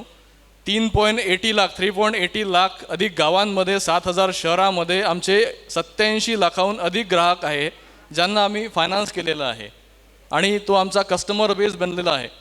आमची उत्पादने मीन्स आमचे प्रोडक्ट आम्ही कशामध्ये फायनान्स करतोय हे तुम्हाला स्लाईडवर दिसत आहे समोर. कार लोन आम्ही प्रत्येक कंपनीच्या कारला आम्ही फायनान्स करतोय. Tractor loan, use car loan म्हणजे ज्या ॲक्च्युली आपण जुन्या गाड्या घेतो, जुने ट्रॅक्टर्स घेतो त्यांना आम्ही फायनान्स करतो. युटिलिटी वाहन लोन, जे लोडर गाड्या असतात त्यांना फायनान्स करतो. कमर्शियल वाहन लोन, कन्स्ट्रक्शन इक्विपमेंट लोन, जे JCB वगैरे आहे, क्रेन्स वगैरे आहे यांना आम्ही फायनान्स करतो. Then 3 wheeler loan, SME loan. SME म्हणजे स्मॉल मिडियम एंटरप्राइजेस जे प्रोप्रायटर झाले किंवा सपोज प्रोप्रायटर किंवा एक पार्टनरशिप फर्म झाल्या यांना आम्ही फायनान्स करतो. आम्ही पर्सनल लोनसुद्धा देतो. होम लोनसुद्धा आम्ही यामध्ये सुद्धा डील करतो आहे. म्युच्युअल फंड आणि फिक्स्ड डिपॉझिटसुद्धा आम्ही डील करतो आहे. हे आमचं स्लोगन आहे बरं का. वाहन कोणतेही असो, जुने किंवा नवे, लोन आम्ही करू. ट्रॅक्टर लोनमध्ये आम्ही कृषी ग्राहकांसाठी ज्यांच्याकडे 7, 12, 8 आहे या सर्व ग्राहकांना आम्ही 3 किंवा 6 माही असे EMIमध्ये अशा किस्तींमध्ये आम्ही फायनान्स उपलब्ध करून देतो. आमची जे स्ट्रेंथ आहे, आमचे जे फायनान्स उपलब्ध करण्याची पद्धत आहे ते फास्ट आणि जलद आहे. कमीत कमी आम्हाला कागदपत्रे लागतात आणि व्याजदरसुद्धा आमचा कमी आहे. ट्रॅक्टरसोबत आम्ही जे ट्रॅक्टरला उपकरणे लागतात, जे आपण इम्प्लिमेंट ज्याला आपण म्हणू, बाकी कोणतीच कंपनी करत नाही माझ्या माहितीप्रमाणे. क्वचितच कंपन्या आहेत ज्या इक्विपमेंट, ज्या इम्प्लिमेंट फायनान्स करतात, पण आम्ही इम्प्लिमेंटसुद्धा फायनान्स करतो, ज्यामध्ये हार्वेस्टर आहे, रोटावेटर आहे, नांगर आहे, शुगरकेन कटर आहे, ट्रॉली आणि इतर आहे. त्यामुळे आमचा कस्टमर बेस चांगलेला आहे. ज्या कस्टमर ट्रॅक्टर घेतलेला आणि त्याला इम्प्लिमेंटची गरज आहे त्यांना या सर्व गोष्टी आम्ही फायनान्स करतो आहे. यासाठी सुद्धा सेम आम्ही सुविधाजनक लोन कालावधी आहे आमचा, कमीत कमी कागदपत्रे आहे आणि आकर्षक व्याजदर आहे. कार लोन सर्व ब्रँडच्या सांगितल्याप्रमाणे मी सर्व ब्रँडच्या कारसाठी आम्ही लोन उपलब्ध करून देतो. जसं यासाठी सुद्धा आम्हाला कमीत कमी कागदपत्रे लागतात आणि लोन प्रक्रियासुद्धा लवकर होते आमची. युटिलिटी वाहन लोन म्हणजे जे लोडर गाड्या राहतात त्यांनासुद्धा आम्ही फायनान्स करतो. यामध्ये सुद्धा लोन प्रक्रिया जे आहे ते कमीत कमी वेळेची आहे आणि घरी जाऊन आम्ही कस्टमरच्या घरी जाऊन आणि त्यांना डोअर स्टेप सुविधा देतो आहे. यानंतर लोन अगेन्स्ट व्हेकल म्हणजे हा जो पार्ट आहे हा आमचा कस्टमर बेस जास्त आहे. लोन अगेन्स्ट व्हेकल म्हणजे तुमच्या स्वतःच्या वाहनावर लोन. जर तुमच्याकडे कोणतं वाहन असेल, ठीक आहे, त्याचं ऑलरेडी तुम्ही लोन घेऊन चुकले असाल आणि लोन संपलेलं असेल, पुन्हा त्या वाहनावर तुम्हाला लोन पाहिजे असेल तर आम्ही ते करतो आहे. त्याला म्हणतात लोन अगेन्स्ट व्हेकल, तुमच्या स्वतःच्या वाहनावर लोन. यासाठी आम्ही 90% पर्यंत फंडिंग करतो. जे तुमच्या गाडीचं व्हॅल्युएशन निघते त्यावर 90% पर्यंत आम्ही फंडिंग करतो आहे. फक्त एक अट अशी आहे की तुमचं जे वाहन 12 वर्षाच्या आतमधलं असायला हवं. म्हणजे त्याचं वय जे आपण म्हणू ना 12 वर्षाच्या आतमध्ये, जवळपास 2011 नंतर जे सर्व ट्रॅक्टर झाले किंवा व्हेकल झाले ते आम्ही फायनान्स करतो आहे. आणि यासाठी आम्ही 5 वर्षापर्यंत तुम्हाला लोनचा कालावधी, परतफेडीचा कालावधी देतो आहे. सुलभ दस्तऐवजीकरण आणि डोअर स्टेप सेवा यावर सुद्धा आम्ही तुम्हाला प्रोव्हाइड करतो आहे. यूज कार लोन, ज्याच्याकडे स्वतःचं वाहन नसेल पण त्याला वाहन घ्यायचं आहे आणि जुनं वाहन घ्यायचं आहे, त्यामध्ये सुद्धा आम्ही त्यांना फायनान्स करतो आहे. यामध्ये सुद्धा ते सेम अट आहे. 60 महिन्यापर्यंत आम्ही लोनचा कालावधी ठेवलेला आहे आणि वाहनांचं वय जे आहे ते 12 वर्षापर्यंतच्या आतमधलं असलं पाहिजे. ठीक आहे, डोअर स्टेप सेवा तर आम्ही देतोच. जे परतफेड आहे, EMI पेमेंट जे आहे ते तुम्ही ऑनलाईन डिजिटल थ्रूसुद्धा करू शकता, प्लस फिजिकलसुद्धा करू शकता ब्रँचमध्ये येऊन, किंवा आमचे एक्झिक्युटिव्ह जे कलेक्शन एक्झिक्युटिव्ह आहेत ते त्यांच्या थ्रूसुद्धा तुम्ही करू शकता. हे सांगायची गरज नाही आहे. आणि काही तुमचा प्रश्न वगैरे असेल, सपोज आमचा स्टॉल बाहेर आहे, तर ज्यांना गरज आहे किंवा काही विचारायचं असेल तुम्ही आमच्या स्टॉलवर संपर्क करू शकता. आता या जे स्लाईड तुम्हाला मी दाखवली यावरच एक प्रश्न विचारतोय. आमचा गावामध्ये म्हणजे खेड्यापाड्यामध्ये किती कस्टमर बेस आहे? मी जे तुम्हाला स्लाईड दाखवलेली आहे त्यामध्ये ग्रामीण भागामध्ये आमचा किती कस्टमर बेस आहे? 180. काहीतरी जमत नाही ना दादा, परफेक्ट सांगा ना, गिफ्ट देतो तुम्हाला मी. तो शहरामध्ये आहे, तो शहरामध्ये आहे. नाही, आपण इथं पर्याय नाही देत आहे. 1 लाखाच्या वर किंवा परफेक्ट मला सांगा. 1386. 3,80,000. ठीक है. अगले 10 मिनट में हम प्रोग्राम ख़त्म कर रहे हैं. लास्ट हम जो है वो सर्टिफिकेट डिस्ट्रीब्यूट कर रहे हैं. और जी हैं प्रेम सिंह महादेव राठौर जी हैं, नागोराव नरसिंह तनुगर जी हैं, विनोद देवीदास राठौर जी हैं, चरणदास जी हैं मुकुंदपुर से, राजेश सोमा राठौर जी हैं, राजेश सोमा जी हैं, सीमा अभय बाघेर जी हैं, श्रीमती स्वाति प्रवीण जी हैं, श्रीमती लता विनोद जी हैं, रमेश जी हैं मेंढला से, भीमराव काशीनाथ जी हैं, श्रीमती नालिनी श्यामराव जी हैं, अनंता बेरखंडे जी हैं, श्रीमती ज्योति जगदीश जी हैं, अनंता लुठे जी हैं वरुण आर्नी से, प्रकाश शंकर जी हैं लोनी से, विकास विनोद ठाकरे जी हैं, एक हैं अशोक भवरे जी यवतमाल से. इंडिया का प्रणाम हर किसान के नाम इस टायटल के अंतर्गत आम्ही करतो आणि त्याच्यामध्येच मी काही शेतकऱ्यांना इथे आमंत्रित करतो आहे. नाव आहेत रवींद्रजी देशमुख, अविनाश खरे, अशोक धरने, अरुणजी वानखड़े, राजेंद्र कुरवाड़े जी. तो इसी के साथ मैं धन्यवाद करना चाहूँगी हमारे जितने भी आज के एक्सपर्ट्स थे. मैं आप सभी का बहुत बहुत धन्यवाद करना चाहूँगी कि आप लोग यहाँ आए, अपना कीमती समय हमें दिया. मैं हमारे जितने भी एक्सपर्ट्स रहे हैं, जो हमारे स्पॉन्सर्स रहे हैं, मैं आप सभी का धन्यवाद करना चाहूँगी. और एक बार फिर से मैं आप लोगों को बताना चाहूँगी कि अगर आप नंबर नोट कर सकते हैं तो धानुका एग्रीटेक का टोल फ्री नंबर है 1800-102-1022. केतन हुंडई का नंबर है 9011071290. शक्तिमान का टोल फ्री नंबर है 1800-12037. महिंद्रा फाइनेंस का टोल फ्री नंबर है 1800-233-1234. और ग्रीन टीवी का व्हाट्सएप नंबर है 8097864300. तो फिलहाल के लिए आज के इस किसान चौपाल में बस इतना ही. अगर आपने ग्रीन टीवी का यूट्यूब चैनल सब्सक्राइब नहीं किया है तो तुरंत सब्सक्राइब कर ले, बेल आइकन भी प्रेस कर दे और साथ में इंस्टाग्राम और टेलीग्राम पे भी फॉलो कर सकते हैं. तो मुझे दीजिए इजाज़त, आप बने रहिए हमारे साथ और देखते रहिए ग्रीन टीवी. नमस्ते.